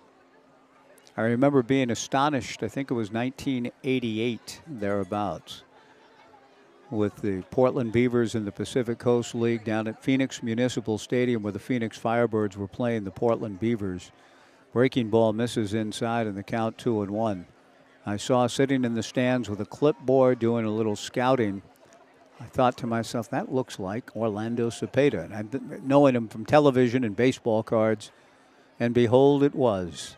And he consented to an interview, and it was a sweet moment for me to talk to a guy that I knew in my early days as a baseball fan, one of the great players in the game. The pitch fouled back in the count 2-2. Orlando had recently been kind of restored to the game of baseball. He had some tough times in his life, did some time in Puerto Rico. The 2-2 pitch swung on and missed for strike 3, but underwent a major change in his life religiously and philosophically, and changed his ways and his manners, and got reinstituted by Peter McGowan and Larry Baer and the San Francisco Giants. I can't remember quite under whose auspices, but the Giants hired him to be first a scout, and then for the last 30 odd years of his life, a goodwill ambassador, and there is a statue of Orlando at Oracle Park in San Francisco. Leif Palmer strikes out Luke Klooster to retire the side. No runs, no hits, one left. We go to the bottom of the fourth. The Knights 11 and CCL nothing on the Knights live stream and Joe Radio.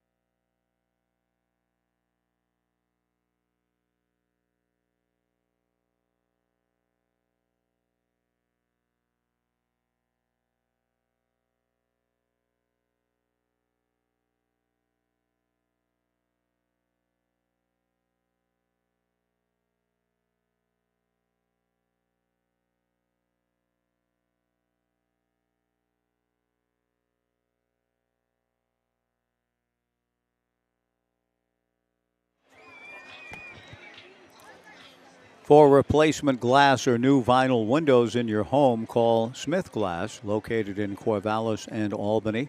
Smith Glass is a leading residential and commercial glass service for the Mid-Valley and longtime partner of the Corvallis Knights. Smith Glass on the cutting edge since 1945. 11-0 Knights as we go to the bottom of the fourth inning. Peyton Miller, Ty Yukamoto, and Brandon Cabrera, the scheduled hitters for the Knights. Austin Dillon's first pitch misses for ball one, 1-0. Bree Miller getting to come to a Knights game and greet some old friends, season ticket holders, and just be a fan. Ground ball to short. Nice play by Talon Ty. Fields cleanly and throws a strike across to get Peyton Miller. One away. And that'll bring to the plate Ty Yukamoto has the most exciting swing of this ball game tonight. A 2-run triple in the Knights' 5-run third last inning. We're in the bottom of the fourth. Austin Dillon to the plate. And his first pitch slider is in there for a strike.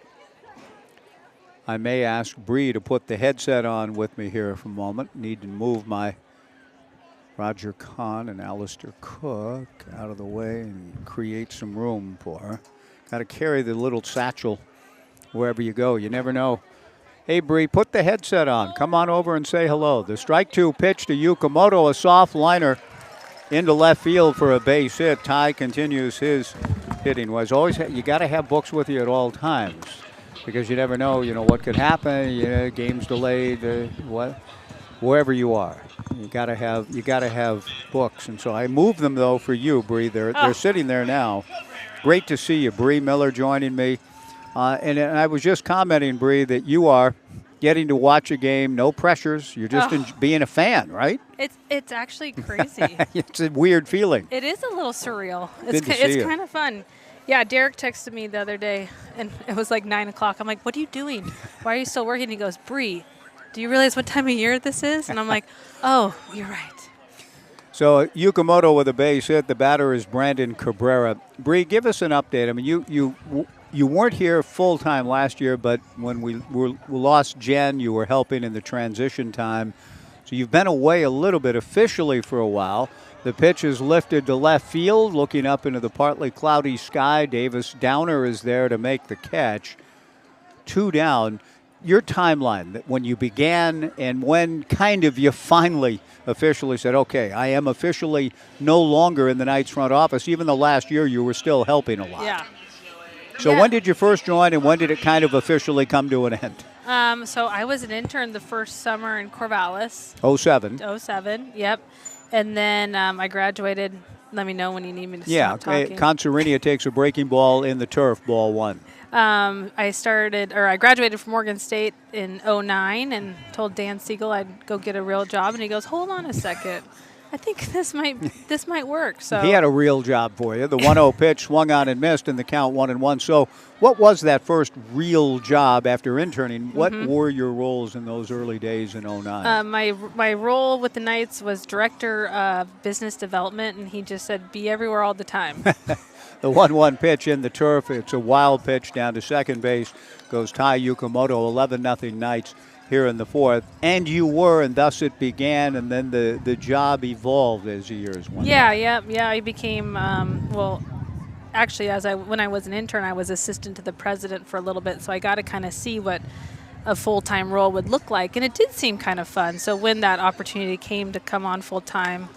2-1 pitch grounded slowly, charged by the shortstop Tai. The throw to first gets by Nate Merritt. On his way to the plate is Tai Yukamoto to score, and racing back to first with another throw wide of Merritt. Getting back in safely is Consarinia. The Knights lead it 12-0. Kevin Takeuchi will be the hitter, and it'll be, I believe, a base hit, no RBI. A base hit for Kaysen and an E6 on the throw, enabling Yukamoto to score. So we'll wait on the official scoring from Brooks Hatch, but I believe that's what it's got to be. We're visiting with Bree Miller, making a trip over from Central Oregon, and I'm not sure exactly what brings you in. The pitch on the way swung on and missed. You still have family, friends here, so what does bring you over from beautiful Central Oregon tonight? You know, I had a friend from high school, actually, Kyle Lotion. He passed away last year, and they did a memorial golf tournament. We raised. Was that this weekend? It was today. Yeah, we raised today. $11,000 for Benton County 4-H. So that was really special to come together and remember him and see some friends from high school. So, yeah, and then it worked out the Knights had a game. But, yeah, no, I had a great 17 years with the ballpark, or with the ball team. Yeah. Wouldn't change it for the world, but had an opportunity to slow the pace of life down and be with my 4-year-old and my 8-year-old and my husband and ride horses every day. And I said, okay. Well, no, that's a good thing to say yes to. The 1-1 pitch, a strike, and the count 1-2 to Takeuchi. Do you miss some of it? Oh, of course. And what do you miss the most? I stopped by Wilson Motors today and said hi to all my people there, and I miss the partners the most. Yeah. That was my primary role was the community partnerships, and so that's what I did 90% of the time. The pitch to Takeuchi is banged into left field for a base hit. Consarinia will stop at second. 2 on, 2 out, and Quinn Dufort, the batter. 12-0 Knights in the bottom of the fourth. And I've seen you, Bree, walking around. You can't get every step or two, there's an old friend, isn't there? Oh, yeah. To see. Yeah, and Harper's here. She grew up at the ballpark. She's 8, and one gal just told me, I remember when she was just a baby and we got to pass her around the ballpark. Yeah, special times and memories when you walk into this place. For sure, right? yeah. But, I mean, I feel like I left it a well-oiled machine, and they'll be just fine without me, and it's fun to come back and visit, and they're having a great season. So. Great season again, and how about this crowd tonight? Yeah. Tremendous. Yeah. Dufort fouling the first pitch of the plate. No balls and a strike. 12-0 Knights. 2 on and 2 out. Quinn takes outside, and the count 1-1. It took a lot of years, though. You were here at the beginning, and I was too. I called a lot of games in 07. But to see, Bree, what Knights baseball in this community has become, I just think it's such a great thing. Dufort hits a ground ball wide of first, taking it to the bag himself for the third out of the inning. Yeah, we'll keep things here. We'll just visit through this half inning. Oh, okay. Yeah, we'll hold off on the break for now. Looks like some wild promotion is coming. What do you call this one? This is a Derek promotion. I think it's like a hamster ball race or something where they run into each other. But I was going to say, when the Knights were named Business of the Year in 2022, that was like an aha moment. We obviously we're a baseball team, we're an entertainment option, but to be recognized as the Corvallis Business of the Year. I mean, we were up against insurance companies that have been in town for 30 years, and I mean that was a really special moment. I think it felt for like all kind of a us. Culmination of everything that you and Dan and Jen and Holly, all the people that have worked here through the years. That was kind of like Jamie Van Vliet. Exactly, I mean, like go back on the list of a recognition people. of what Knights baseball has become Yeah. in the community. Well, that's awesome. Well, we will take the break now. I didn't know how long that promotion was going to last, but we have, as always, business is good. So the radio station, Joe Radio's been a great partner over the years. Live streams are going well. We're going to take a pitch and change break. If you want to hang around a little longer, please do. But the Knights get 1, and at the end of 4, the Knights 12, CCL nothing on the Knights live stream and Joe Radio.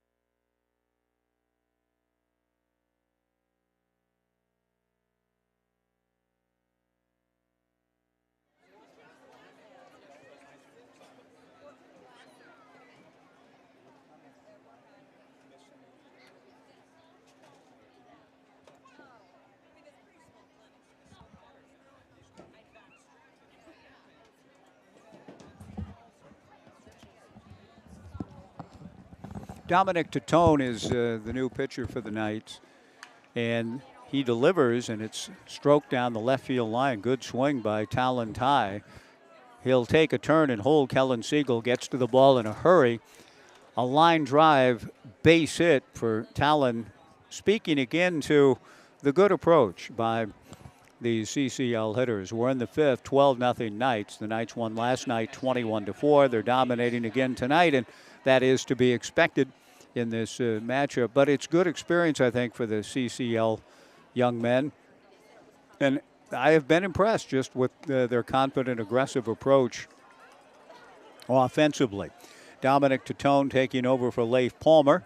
Gives up a base hit to Ty. He delivers a strike to Davis Downer.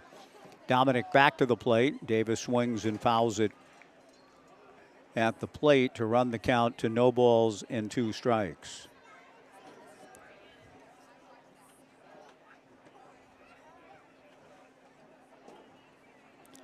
Tatone, the left-hander, kicks and delivers with a runner going. Hit and run call by Ben Kruger. Swung on and rolled foul outside of third. Really nice to see Bree Miller. Kirkvliet, who worked 17 years tirelessly in this organization. We miss her, but glad she's enjoying, as she said, riding her horse every day, living over now just outside of Bend and coming back here. Sad occasion, one of her high school classmates losing his life in an automobile accident.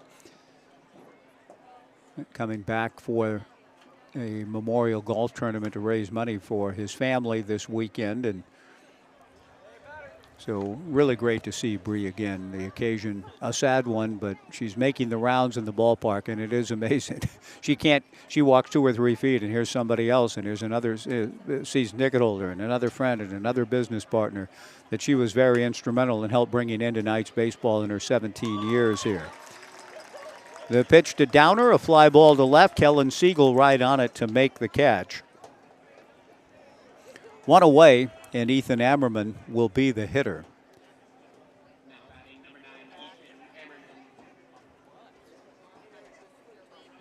Ammerman, the right-hand hitting second baseman, struck out in his first at-bat. Runner goes, and the throw to second is in time. Good quick transfer by Tyler Howard, and Takeuchi with the catch and quick tag on Talon Ty. It's a little surprising, but I suppose with the game out of hand and settled in a very real sense, Ty working on skills. That was not the previous one, a hit and run. That was a straight steal, down 12-0. It's sort of not according to the book. Whomever wrote it, Alexander Joy Cartwright began it, and others have added. The pitch on the way, missing in the count. 2 balls and a strike from Titone. But Ty got a decent jump on Dominic. Tyler Howard taking care of business with Kevin Takeuchi for the second out. Now the 2-1 pitch to Ammerman is in there for a strike.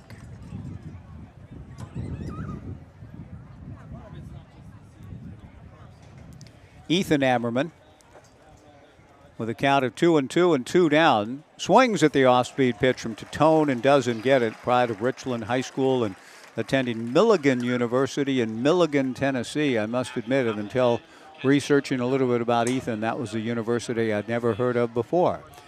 And he's a long way from home, from Richland, playing in Milligan. But here tonight at Goss Stadium at Coleman Field, Ethan Ammerman strikes out. The inning is over. We go to the bottom of the 5th. The Knights 12 and CCL nothing on the Knights live stream and Joe Radio.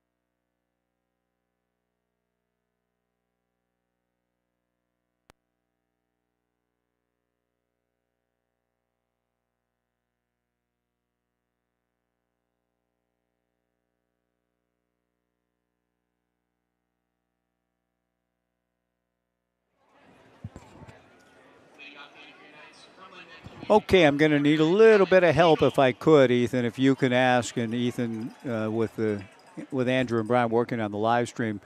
The new pitcher is not listed on the roster card that I have.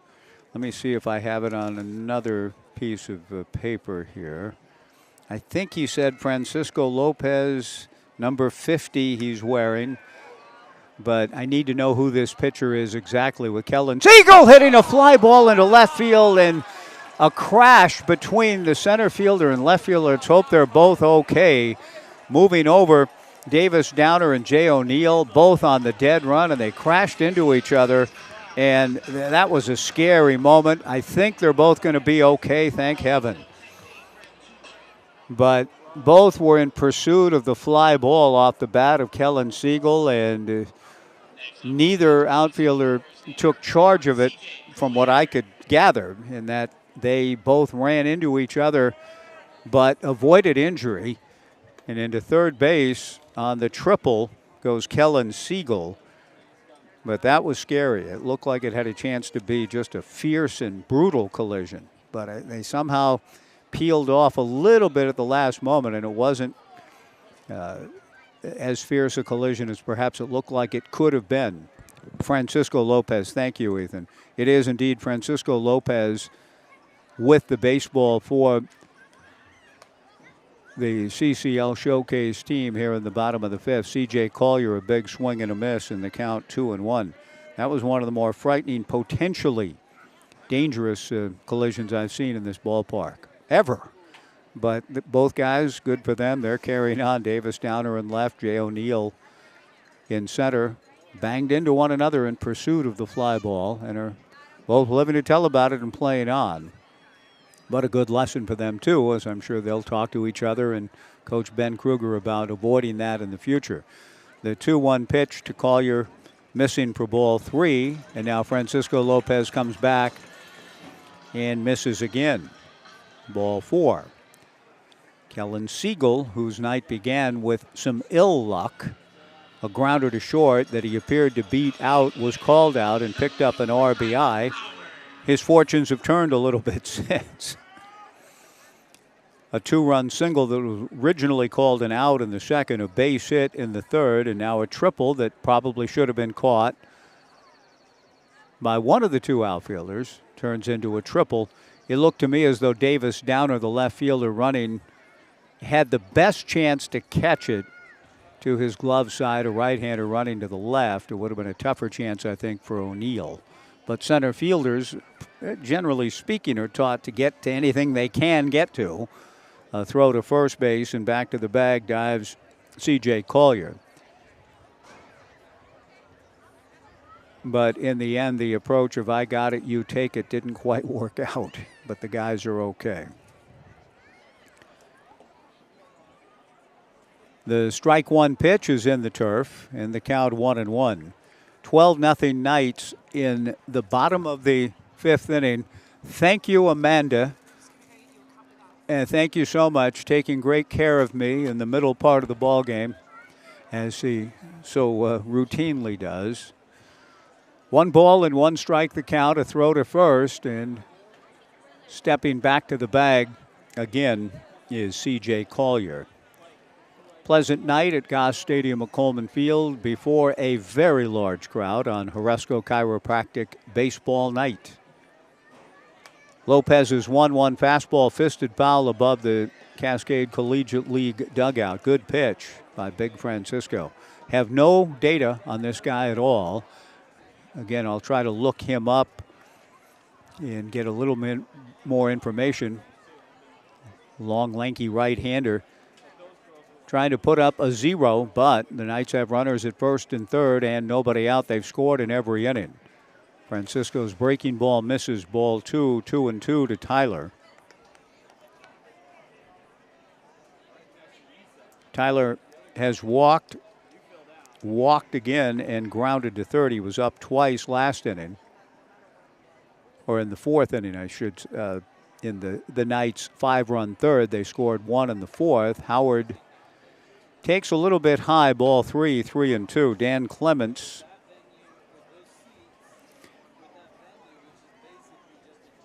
seems to have a pretty tight zone, if indeed that is Dan, calling balls and strikes.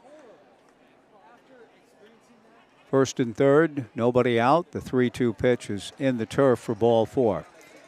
So back-to-back walks from Francisco Lopez after the ill-fated fly ball that led to a collision between Downer and O'Neill. So the Knights with the bases loaded, and that'll bring to the plate Peyton Miller. Peyton an RBI single in the first, single to right and scored in the third, grounded to short in the fourth. Bottom of the fifth, 12-0. Bases loaded, nobody out. The first pitch in there for a strike. Count 0-1 to Peyton. Under the lights on this partly cloudy night. Good breaking ball from Francisco. Swung on and missed, and the count 0-2.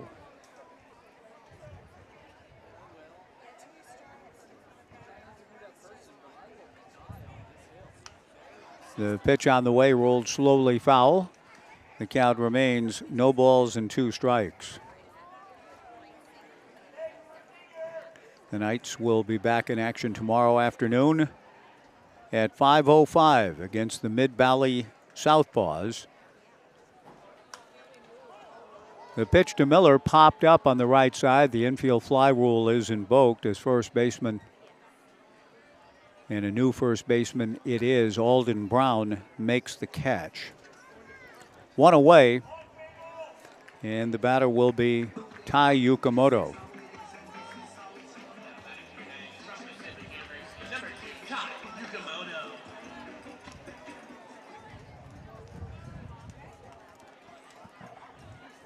Tai swinging the bat very well. Lopez's first pitch misses for ball 1, 1-0.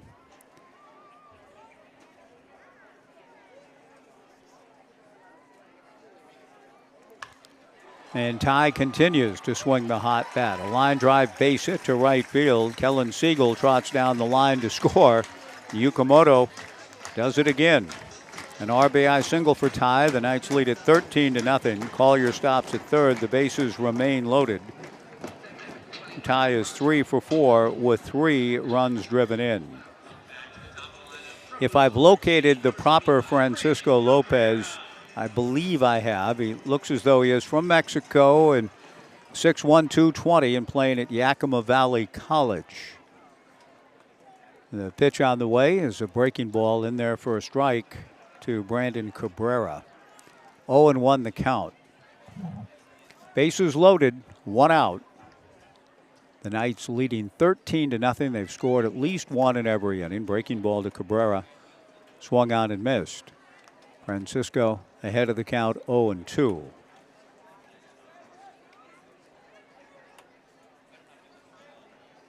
The strike 2 pitch to Cabrera. Breaking ball hits the umpire in the leg. And the umpire throws his hands and calls it a dead ball, which I don't believe it's a dead ball. He's part of the live action. The ball hits the umpire, and the umpire threw his hands in the air as if to say dead ball. I don't think that's the right call. He's giving a base hit and a run scored to Brandon Cabrera on a ball that appeared to be headed back up the middle. I don't think either coach is happy about the base umpire's call.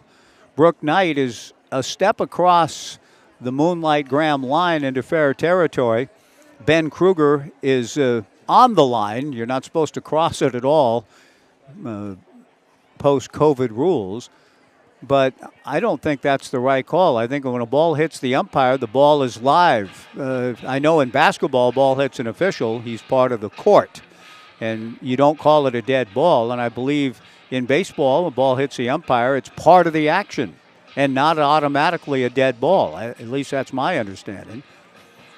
It always has been my understanding. This ball hit the base umpire, and the umpire threw his hands in the air and called it a dead ball. Now, it's a base hit, so in that sense, Brooke Knight isn't too upset. And I'm curious about that, and we'll check with Brooke and Ed and others who know far more. But it'll go as a base hit for Cabrera and an RBI. And now the first pitch to Kaysen Consarini is off the mid of Luke Klooster. Glances away, but not far enough for Tyler Howard to come down the line. Collier scored on what turns out to be an infield single hitting the base umpire for Brandon Cabrera. Fastball from Francisco taken high and inside, ball 2. 2-0 to Consarini. The base is still full, 1 out. Francisco's 2-0 breaking ball is in the turf for ball 3, 3-0. Kevin Takeuchi on deck, 14-0 Knights.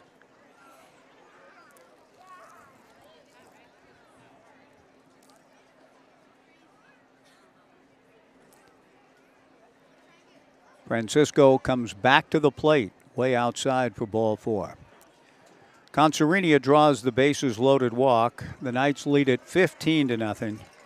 Tyler Howard comes down the line to score, and Kevin Takeuchi will be the hitter. He's walked twice, scored twice, flied to right, and singled to left.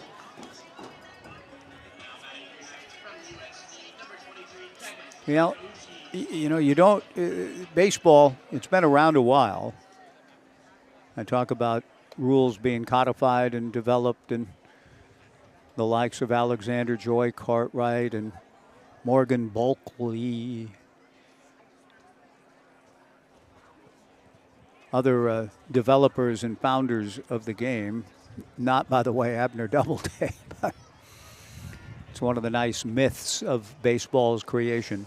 The pitch missing to Takeuchi in the count 1-1, 15-0 Knights. But even with the game having been around forever, it seems, in all the games that I've been attending since 1966, I don't think I've ever seen an umpire hit by a line drive. And so, not prepared to know how to properly interpret it. Maybe that is the right call. Ball hits an umpire, it's a dead ball. According to this umpire, it was. If anybody's listening that knows, Kip, if you're anybody, feel free to say, yep, that's the right call, because it's one I've never encountered. The pitch to Takeuchi missing, the 3-1 pitch swung on and missed, and the count goes full to 3-2. I was only hearkening back to experience with basketball. The 3-2 pitch on the way, popped up into foul territory on the right side, moving over into foul grounds is Alden Brown to make the catch, 2 down, and Quinn Dufort to the plate.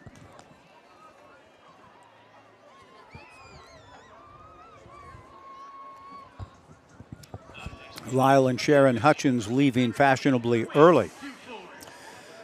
They have been longtime Oregon State and Knight season ticket holders, sitting right below the McGrath family press box. Quinn Dufort continues his big night. He swings and bangs one down the left field line for a base hit. Kai Yukamoto scores, so does Brandon Cabrera. Quinn Dufort into second. The Knights lead it 17-0. 5 RBIs on the night for Quinn Dufort.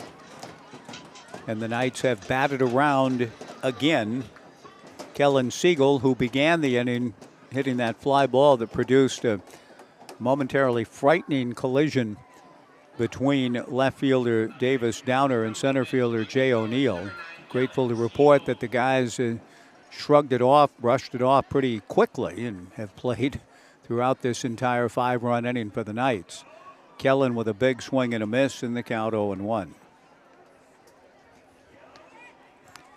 17-0 Knights. They won last night's ball game by 17 runs. Concerina at third, Dufort at second. Breaking ball to Kellen. Swung on and missed.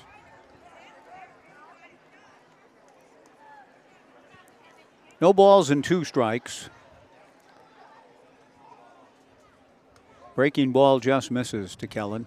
Runners at second and third and 2 down. 4 runs in the first, 2 in the second, 5 in the third, 1 in the fourth, 5 more here in the fifth.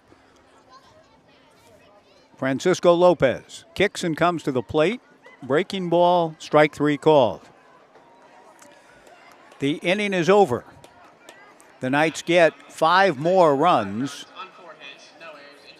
And at the end of 5, the Knights 17, CCL nothing on the Knights live stream and Joe Radio.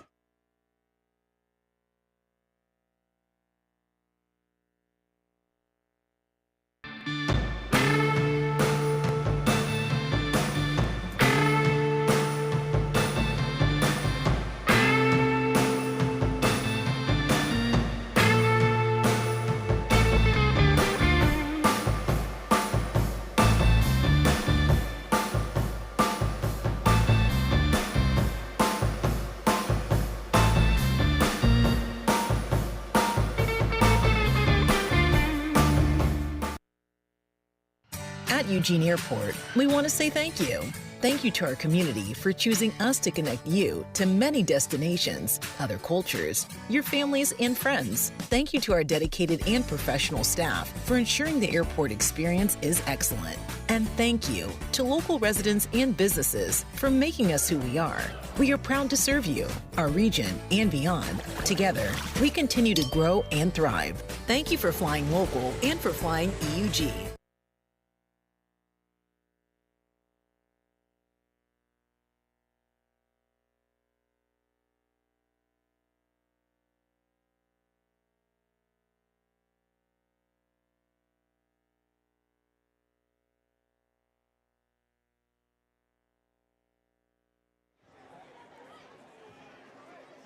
Seventeen to nothing Knights as we go to the sixth. Dominic Tatone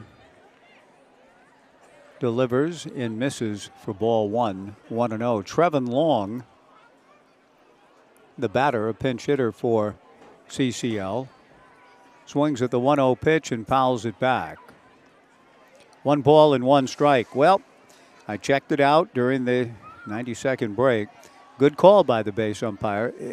There is an element where the umpire, if he gets hit by a ball, it's not a dead ball, but in this case, it was properly called. Good work by Dan Clements, his partner. The pitch hit foul into Urchin Alley by Trevin Long.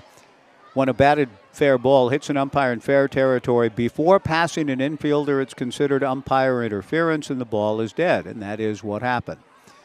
The strike 2 pitch, slap foul, protective hack by Trevin Long. So the batter's awarded first base and is credited with a single. Runners on base remain where they are unless forced to advance. This is most likely to happen when an umpire is positioned in front of second base, and that's just what happened in this ball game tonight. Tatone delivers. Good fastball. Swung on and missed, strike 3.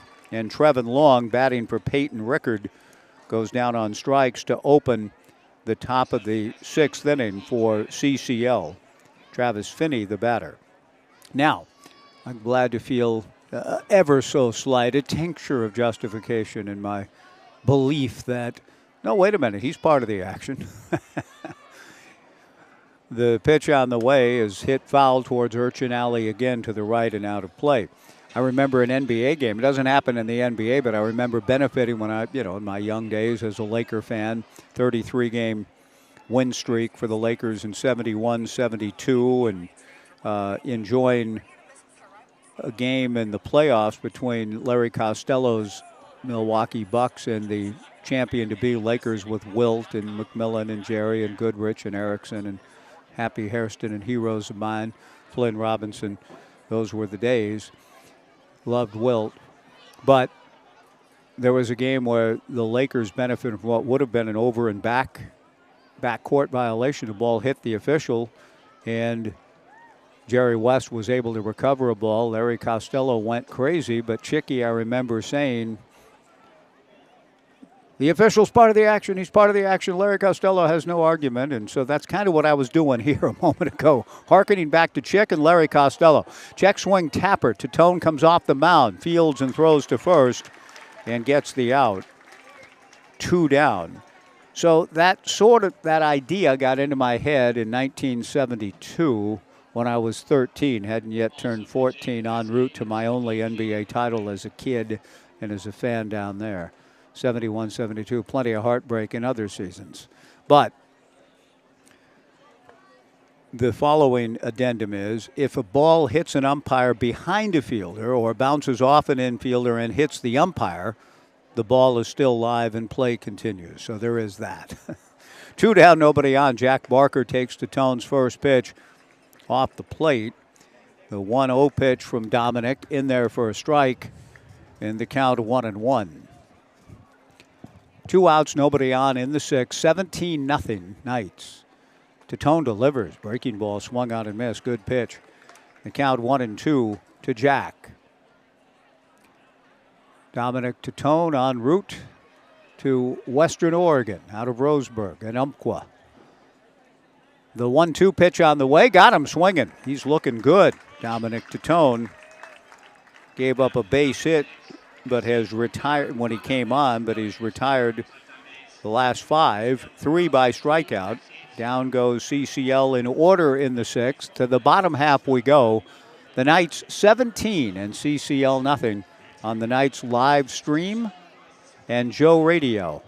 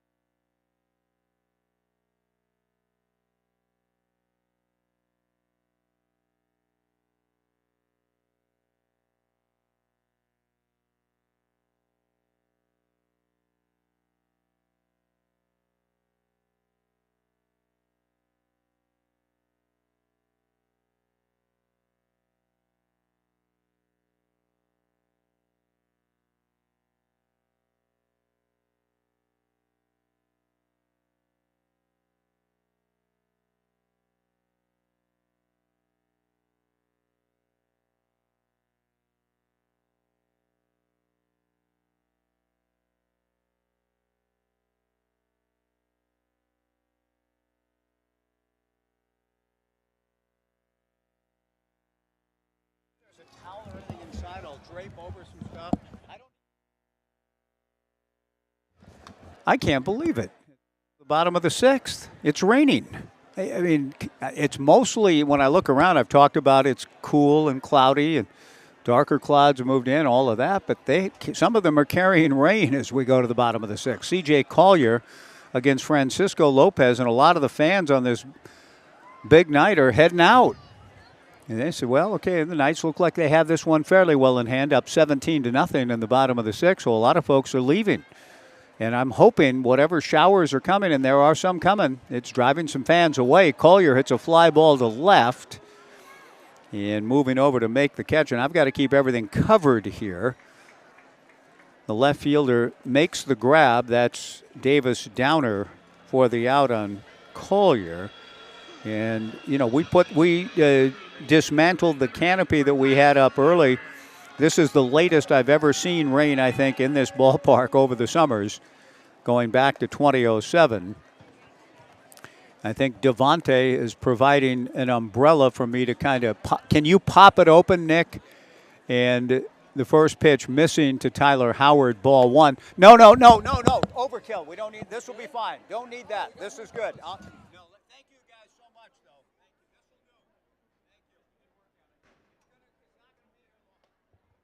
Derek, once again, I'm just saying we don't, we'll go with the umbrella for now. We don't need to put that whole canopy back up again. Sunny everywhere else but right over our vantage point. The 1-2 pitch to Tyler Howard. A ground ball to short. Talon Ty double clutches and then throws to first for the out. 2 down. The Knights have scored in every inning, but they are an out away from being retired here without scoring. It has been all nights tonight on baseball giveaway night. Thank you, Derek. Derek Buchheit taking good care of me, as is Amanda and Bree and Eliana Gottlieb in the portal, probably heading to Georgia Tech. We're still getting some sprinkles, but I've got an umbrella popped open covering my paperwork. And what's far more important than that, the microphones for our Corvallis Knights live stream. First pitch missing. Now the 1-0 pitch is banged into left field. Base hit. Peyton Miller getting the Knights' 18th hit of the night. Peyton has singled home a run, singled to right, and singled to left. 17 runs and 18 hits. Francisco Lopez following Zach Swanson and Austin Dillon. And Ty Yukamoto, the batter. Ty's had another big ball game. 3 runs batted in. A 2-run triple, maybe the most exciting play of the night, back in the 3rd, hooking one into the right field corner. Bright sunshine over the trees as we look to the south and southeast. It's a beautiful look, kind of the combination of the the clouds, the sunset, rainbow beyond right field now.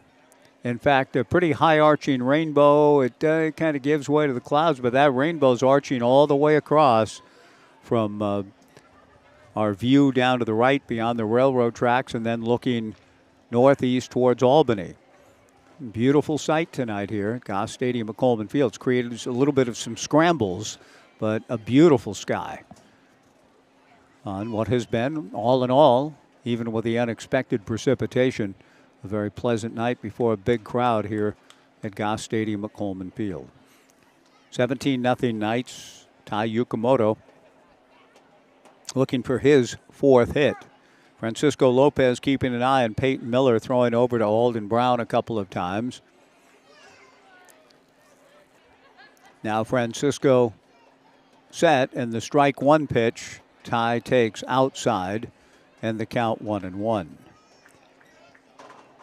This is, the Knights have been running aggressively. They've been doing everything aggressively, but I certainly don't think we'll see Peyton on the move. I think the run game will be shut down henceforth. Yukamoto swings and fouls it back. The count 1-2 strikes. 5:05 tomorrow against the Mid-Valley Southpaws. Grant Clevenger will get the start for the Knights. A throw to first, and it's an inaccurate one by Francisco Lopez. And into second base goes Peyton Miller on the errant throw to first from Francisco Lopez. So Tai, with a base hit, would get yet another run batted in. He has 3, looking for his 4th hit. 17-0 Knights in the bottom of the 6th inning.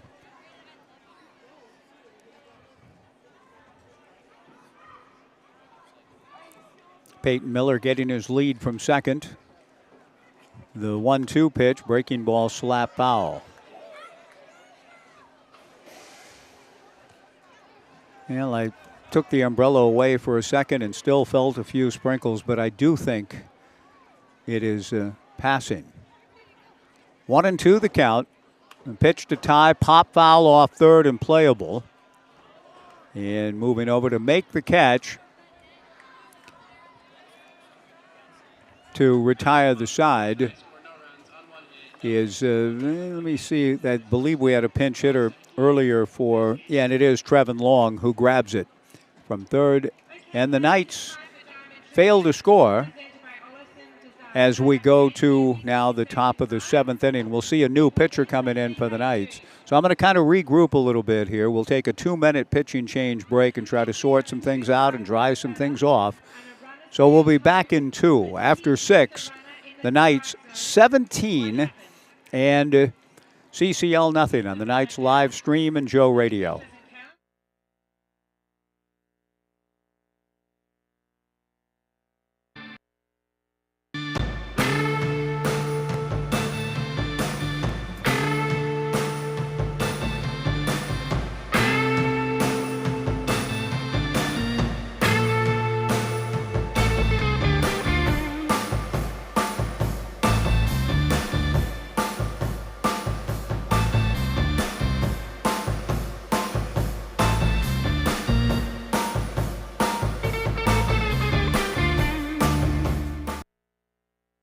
Looking for the latest news that you can trust?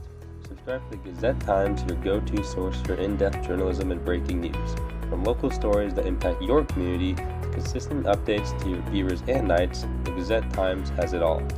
For only $1 for 3 months, enjoy unlimited access to our e-edition, unlimited articles on GazetteTimes.com and our mobile app, and free access to newspapers.com archives. Subscribe today and join the Gazette Times community.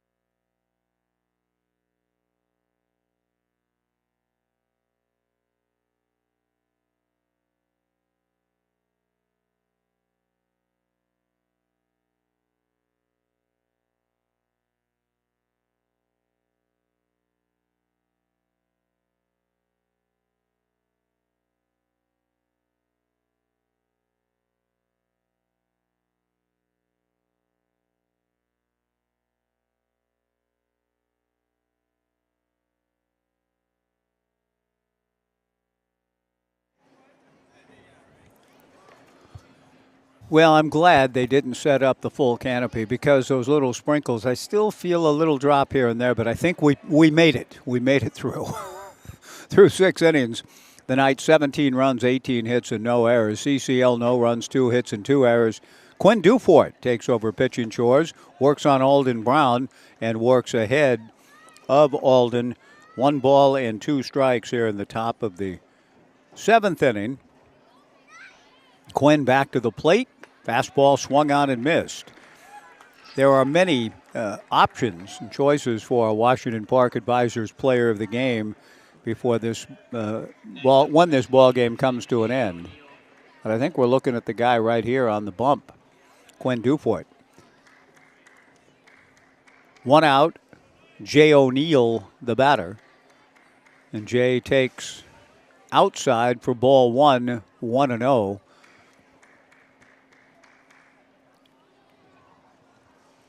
A really gorgeous sky, not quite as magnificent as it was just moments ago when sun was resplendent over just looking south out of our area down to the south and southeast. The trees just lit up gorgeously. Just a small sliver of that now. Dufort delivers a strike in the count 1-2, and the rainbow was magnificent, stretching across and a high arching rainbow spanning the ballpark and beyond past McAlexander Fieldhouse. If you're familiar with our campus, you know that just by looking at from where I'm sitting, beyond the dorms to right, and then high arching over the whole ballpark over and coming down beyond McAlexander from our viewpoint here. The 2-2 pitch slap out. That's a good rainbow for you. But not quite as prominent now in the sky as that rain which passed through unexpectedly for all of us has indeed passed through, and we play on in the 7th.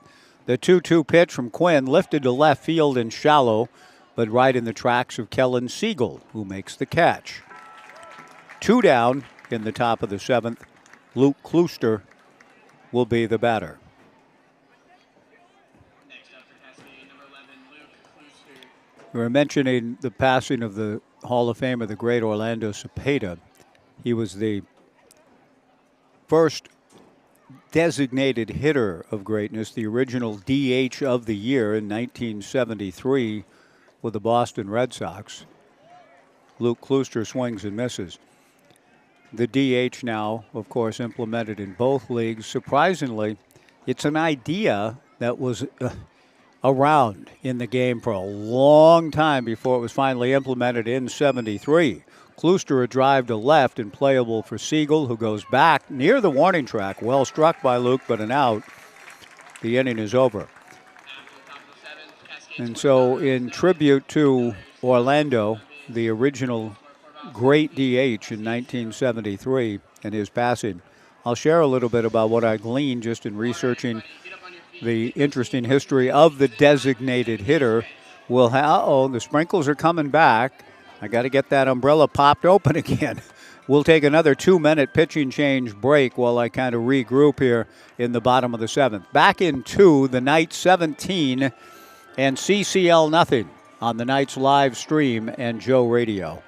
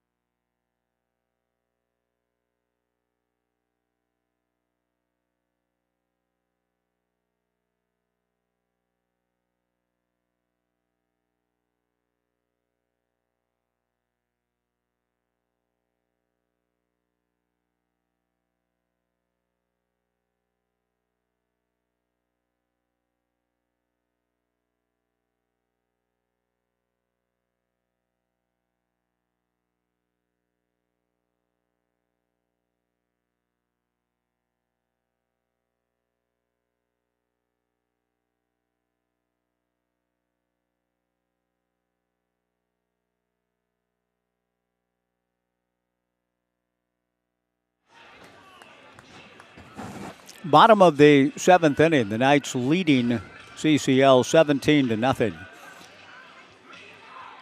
Coming into the ballgame to pitch for Ben Kruger's CCL Showcase Club, Jackson Burtis. Jackson getting the baseball following Francisco Lopez, Austin Dillon, and Zach Swanson. Jackson out of Tahoma High School in Maple Valley, Washington. We'll go to work on Brandon Cabrera, the leadoff hitter for the Knights. First pitch is fouled at the plate by Brandon. No balls and 1 strike. Cabrera opened the Knights' attack, and it's been relentless. 17 runs and 18 hits with a base hit to right field in the first. He has 3 hits and 2 runs batted in. Burtis misses inside, and the count 1 ball and 1 strike. Brandon Cabrera, Kaysen Consarina, and Kevin Takeuchi for the Knights, with still slight sprinkles coming down before what has been announced as, indeed, the largest crowd of the summer so far. 2,078 the attendance. 2,078 here at Goss Stadium at Coleman Field on Horesco Chiropractic Baseball Night. Good pitch in on the hands, a ground ball to short. Talon Ty fields and throws across to get Cabrera. 1 away in the bottom of the 7th inning. Jackson Burtis retiring Cabrera, and now Kaysen Consarina, the hitter. Kaysen, as virtually everyone in the lineup has had a good night for the Knights. 17-0 would indicate as much. Kaysen takes high and inside. Kaysen with an RBI base hit in the first, walked and scored in the second, a board on an error in the third, an infield single in the fourth, a bases loaded RBI walk in his last plate appearance. He hits a line drive here, caught by shortstop Talon Ty. 2 down in the bottom of the 7th inning. And Kevin Takeuchi will come to the plate. Kevin has walked twice, flied to right, singled to left, and popped to first. Jackson Burtis misses low, ball 1. 1 ball and no strikes.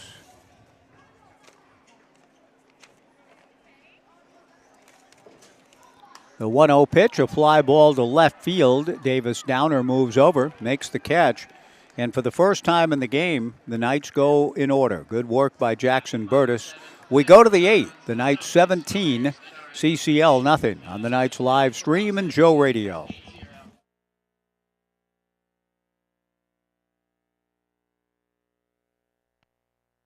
Airport, we want to say thank you.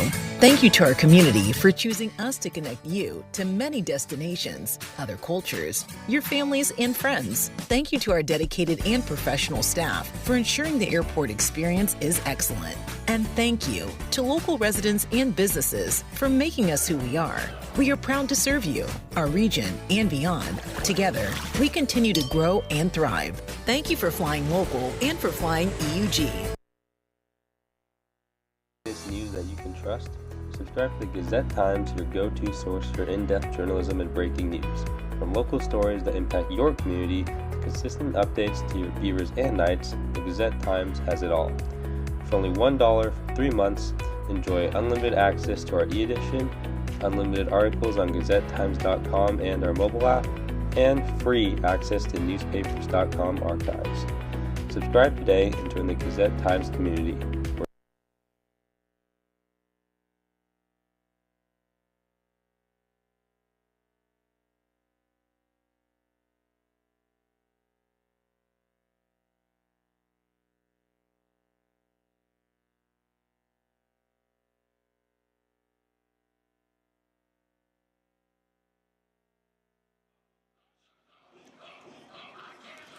Quinn Dufort, the clubhouse leader at the moment for our Washington Park Advisors player of the game. About the only way he could give that distinction up would be to perhaps give up the 17-run lead. I'm not expecting that to unfold.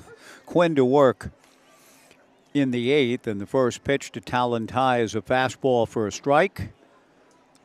0-1 the count. The 0-1 pitch on the way from Quinn misses high and away. 17-0 Knights. The Knights clinching their 17th consecutive playoff appearance last night. Not because they beat CCL 21-4, but because Ridgefield eliminated Portland from the first half race with a victory in Ridgefield. The 1-1 pitch missing for ball 2. Quinn back to the plate. Talon takes outside ball 3, 3-1.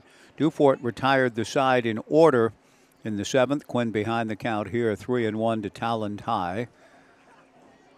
The left-hander kicks and comes back, swung on and missed, and the count 3-2. In the 1890s, one of the team owners, leaders, a 3-2 pitch, ball 4, a leadoff walk to Talon Ty. Davis Downer, the batter, proposed the idea of the designated hitter. It didn't get any traction. But then Connie Mack himself, Connie Mack, who was the manager of the Philadelphia Athletics from 1901 to 1950. Connie proposed the designated hitter in 1906. And again, it didn't, even though people were intrigued by the idea to have somebody bat for the pitcher. The National League actually had it fully approved. The pitcher swung on and missed, and the count 1-1 to Davis Downer. National League President John Heidler had all of the clubs approve the DH for the National League in 1928, but the American League owners turned it down, as did Commissioner Kennesaw Mountain Landis. And his word was law. Fly ball to right field, a long run moving over to make the catch as Kaysen Conserinian throws back to first. Good catch by Kaysen on the foul ball down the right field line, one away. And we'll see not Ethan Ammerman come to the plate, but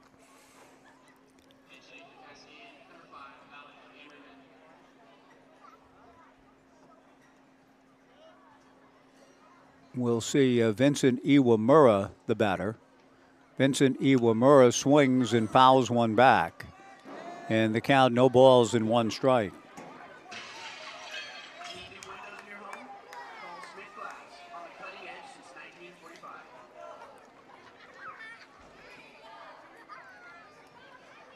The strike 1 pitch to Iwamura from Quinn Dufort is in there for a strike. Top of the 8th, 17-0 Knights. 0-2 the count to Iwamura. 1 out, a man aboard. Quinn Dufort works out of the stretch. The lefty delivers, swung on and hit foul into Urchin Alley by Iwamura. The count remains no balls and 2 strikes. Beautiful colors in our sky tonight. The precipitation, the clouds, the rainbow. There are people with their cell phones out taking a look at the sky and kind of videoing the entire look. It is beautiful this evening. Fly ball to left center field. Moving over is Cabrera to make the catch. 2 down. And Trevin Long will come to the plate for CCL.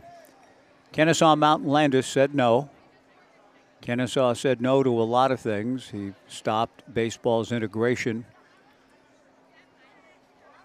earlier. I mean, there were opportunities, and owners, and Bill Veck himself wanted to purchase a ball club and create a roster filled with almost completely players that he would sign from the Negro Leagues 5 or 6 years before Jackie integrated baseball in '47. Kennesaw blocked some other opportunities to sign players. So I've always been somewhat ambivalent about the Hall of Fame first commissioner, Kennesaw Mountain Landis. But he did offer the famous, regardless of the verdict of juries, speech in 8 Men Out. The 2-0 pitch popped up on the right side. Trevin Long pops out to Coulter McAnally, now playing at first with Dufort on the mound, and the inning is over. It was Landis to put the kibosh on the idea of the DH in the National League in 1928. We go to the bottom of the 8th, the Knights 17 and CCL nothing on the Knights live stream and Joe Radio.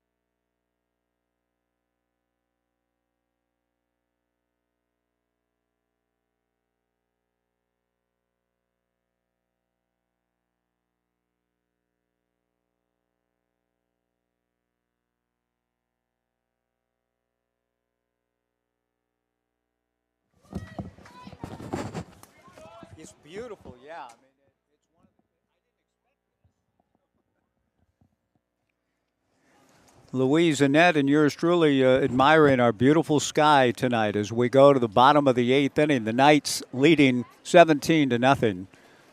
Burtis delivers a breaking ball to Quinn Dufort, who fouls it at the plate, and the count 1-1 Quinn, an RBI double in the first, a 2-run single in the third, a 2-run double in the fifth. He's pitching well. He is our Washington Park Advisors player of the game. I'm making that call early.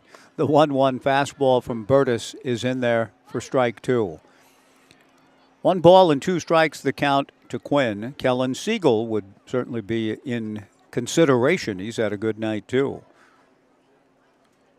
He's on deck. The pitch is down and away to Quinn. Ball 2, 2-2.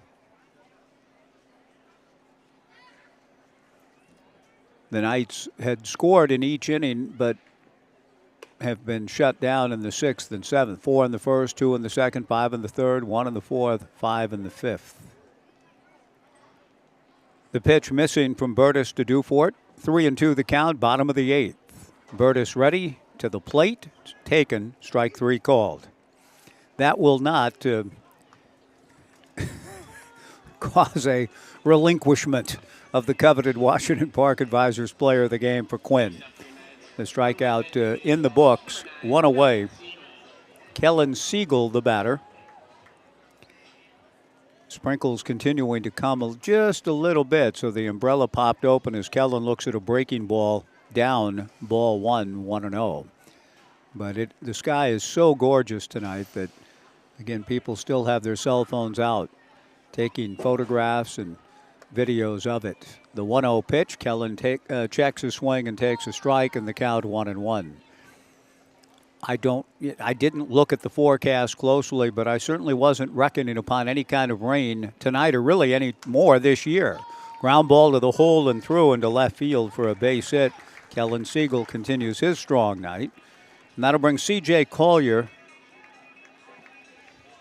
to the plate. Delaney is coming up to inquire as to whom I have selected, and I'm about to inform Delaney of my decision, which I made last inning. You're looking for the player of the game, correct? Quinn Dufort. Yes, Quinn Dufort is the player of the game. She looked, asked, I told her, and there are many candidates, but we'll go with Quinn for the pitching and the productive hitting tonight. Collier takes a strike in the count 0-1.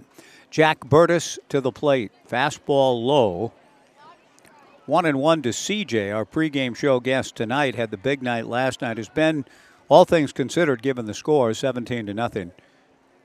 Pretty quiet. 0 for 4 with a run scored.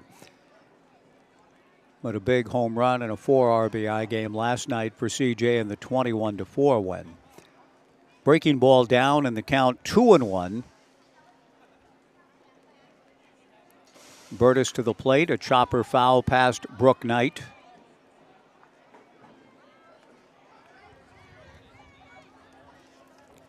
Two balls and two strikes the count in the bottom of the 8th inning. 17 runs and 19 hits for the Knights. Breaking ball misses in the turf, ball 3-2. Tyler Howard on deck. 5:05 tomorrow. Triple A day. Don't exactly know what that means, whether you're Triple A is the sponsor. The 3-2 pitch misses low for ball 4. So with one out, a base hit and a walk, and Tyler Howard to the plate.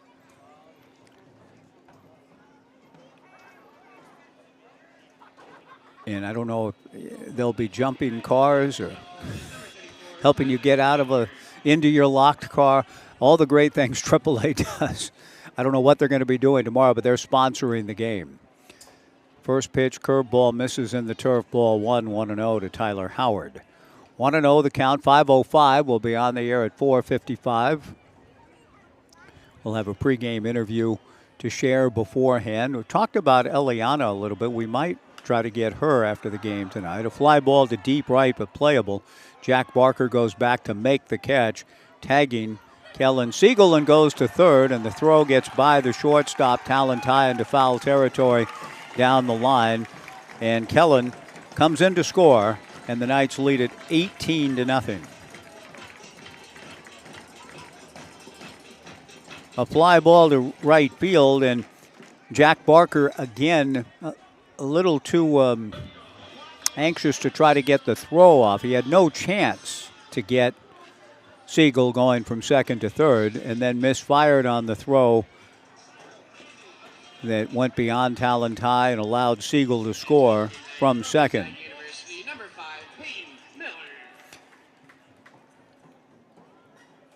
And C.J. Collier also able to tag and go to second on the errant throw. 3 errors on the night. Brooke Knight asking for time and will confer with Peyton Miller. With the Knights leading 18-0 here in the bottom of the 8th inning.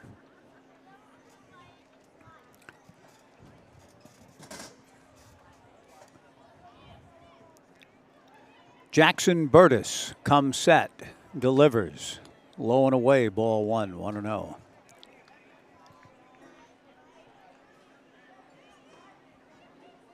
Now, a great thing would be for a lucky fan to win a AAA membership.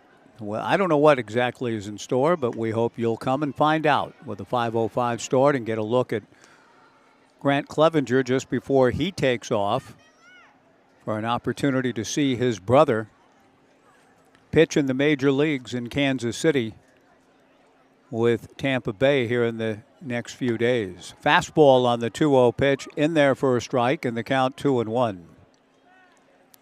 Adley Rutschman, a former Knight, heading to T-Mobile Park for ball games next week, Tuesday, Wednesday, and Thursday.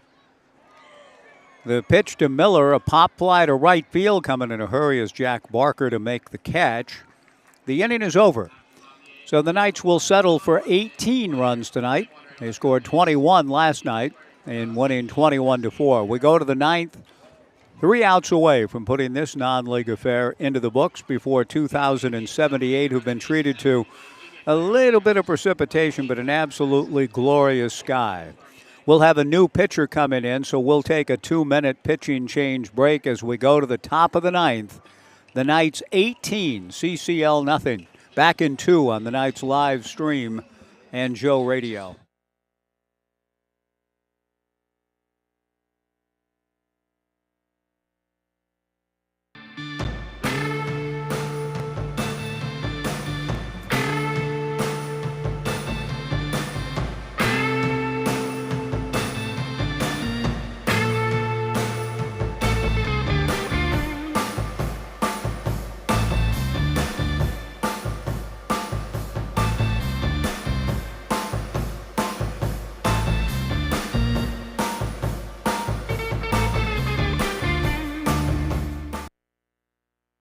Hey Corvallis Knights fans, looking for an amazing deal?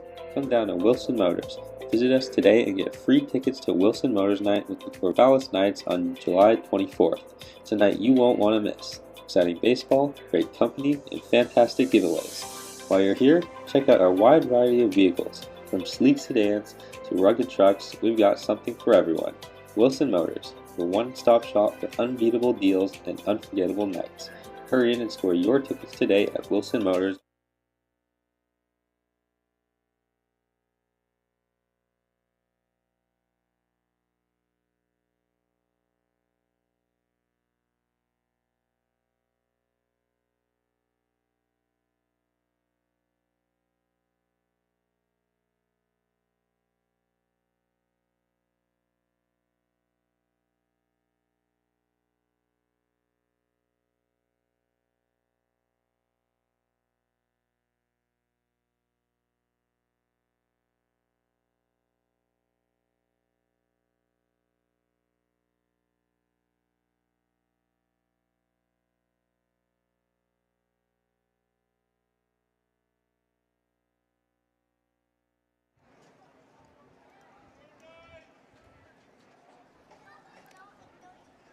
Top of the ninth inning, Kellen Siegel, who has had a good ball game at the plate, gets a chance to finish the game on the bump.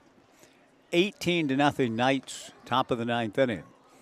Travis Finney takes down and away from Kellen, ball one. Travis Finney, Jack Barker, and Alden Brown, the scheduled hitters for CCL. Kellen delivers, fastball for a strike. 1-1 the count. 18 runs, 19 hits for the Knights. No runs, 2 hits for CCL. Finney has one of them. He swings and has another one. Ground ball, base hit into right. Cason Consarinha was ready to come up throwing, though, not conceding the base hit. He's got a very good arm, and he charged the ball aggressively. And Travis Finney, to his credit, ran hard down the line to score, to get on base with his second hit. Jaden Herwick is the batter. The first pitch to Jaden misses low and inside.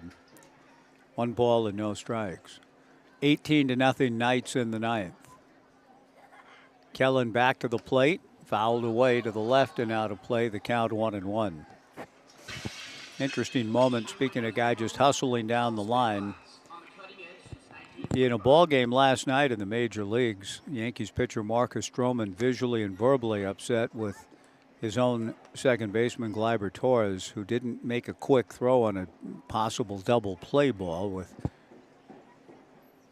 a runner getting down the line in a hurry. And that went on for a long time. Stroman kind of in his Dave Stieb act, sulking. But he may have had a point, and the Yankees ended up with a big win, but good hustle. Ground ball slowly to short. Yukamoto goes to second for 1, and that's all.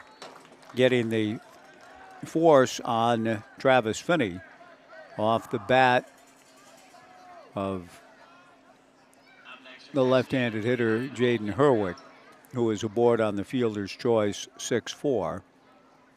1 away and Alden Brown the batter. 1 out. A man aboard in the top of the ninth. 18-0 Knights. Kellen to the plate. A high fly ball to left field. It's playable.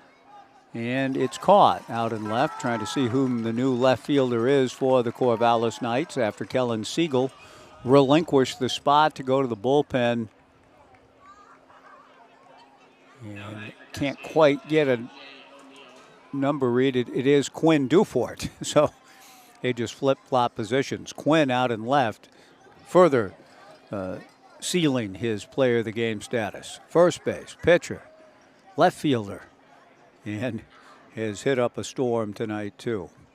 2 down, a ground ball slowly to short off the bat of Jack O'Neill. Yukamoto throws across to Coulter McAnally, and this ball game never in doubt in the books. 4 runs in the first, 2 in the second, 5 in the third, 1 in the fourth, 5 in the fifth, and 1 in the eighth. It adds up to an emphatic 18-0 victory for the Knights and a sweep of CCL in the 2 games. 21-4 last night, 18-0 tonight.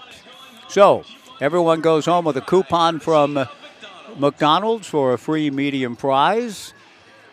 And many kids leaving with their baseballs in hand will probably head down to the field to get those baseballs autographed by members of the Corvallis Knights. Our thanks to Horesco Chiropractic for sponsoring baseball night here at Goss Stadium at Coleman Field. The biggest crowd of the summer on a less than summery night. In fact, a little bit of rain along the way.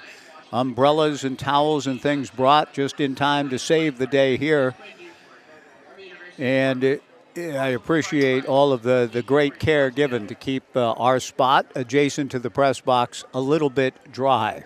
But it was an interesting experience to go through that. Also, we were blessed to see a beautiful evening sky tonight with the combination of sun and clouds and rain and a beautiful rainbow. Good night for baseball, and we hope you'll be back as the Knights continue this homestand tomorrow at 5:05 against the Mid-Valley Southpaws. That's going to do it for us tonight. For the crew this evening, again, of Evan Bach, Andrew Roderick, Brian Thomas, Sawyer Gowan, and Garrett Dworshak. This is Mike Parker from Goss Stadium at Coleman Field, where it's beginning to rain again, so I'm going to get things gathered up, and Evan's going to come out and get the microphones into safe territory because the sprinkles are back. The Knights win big. Again, our final score, Corvallis 18, CCL nothing. See you tomorrow, AAA Day, 5:05, right back here at Goss Stadium at Coleman Field and on the Corvallis Knights live stream and Joe radios. Everybody.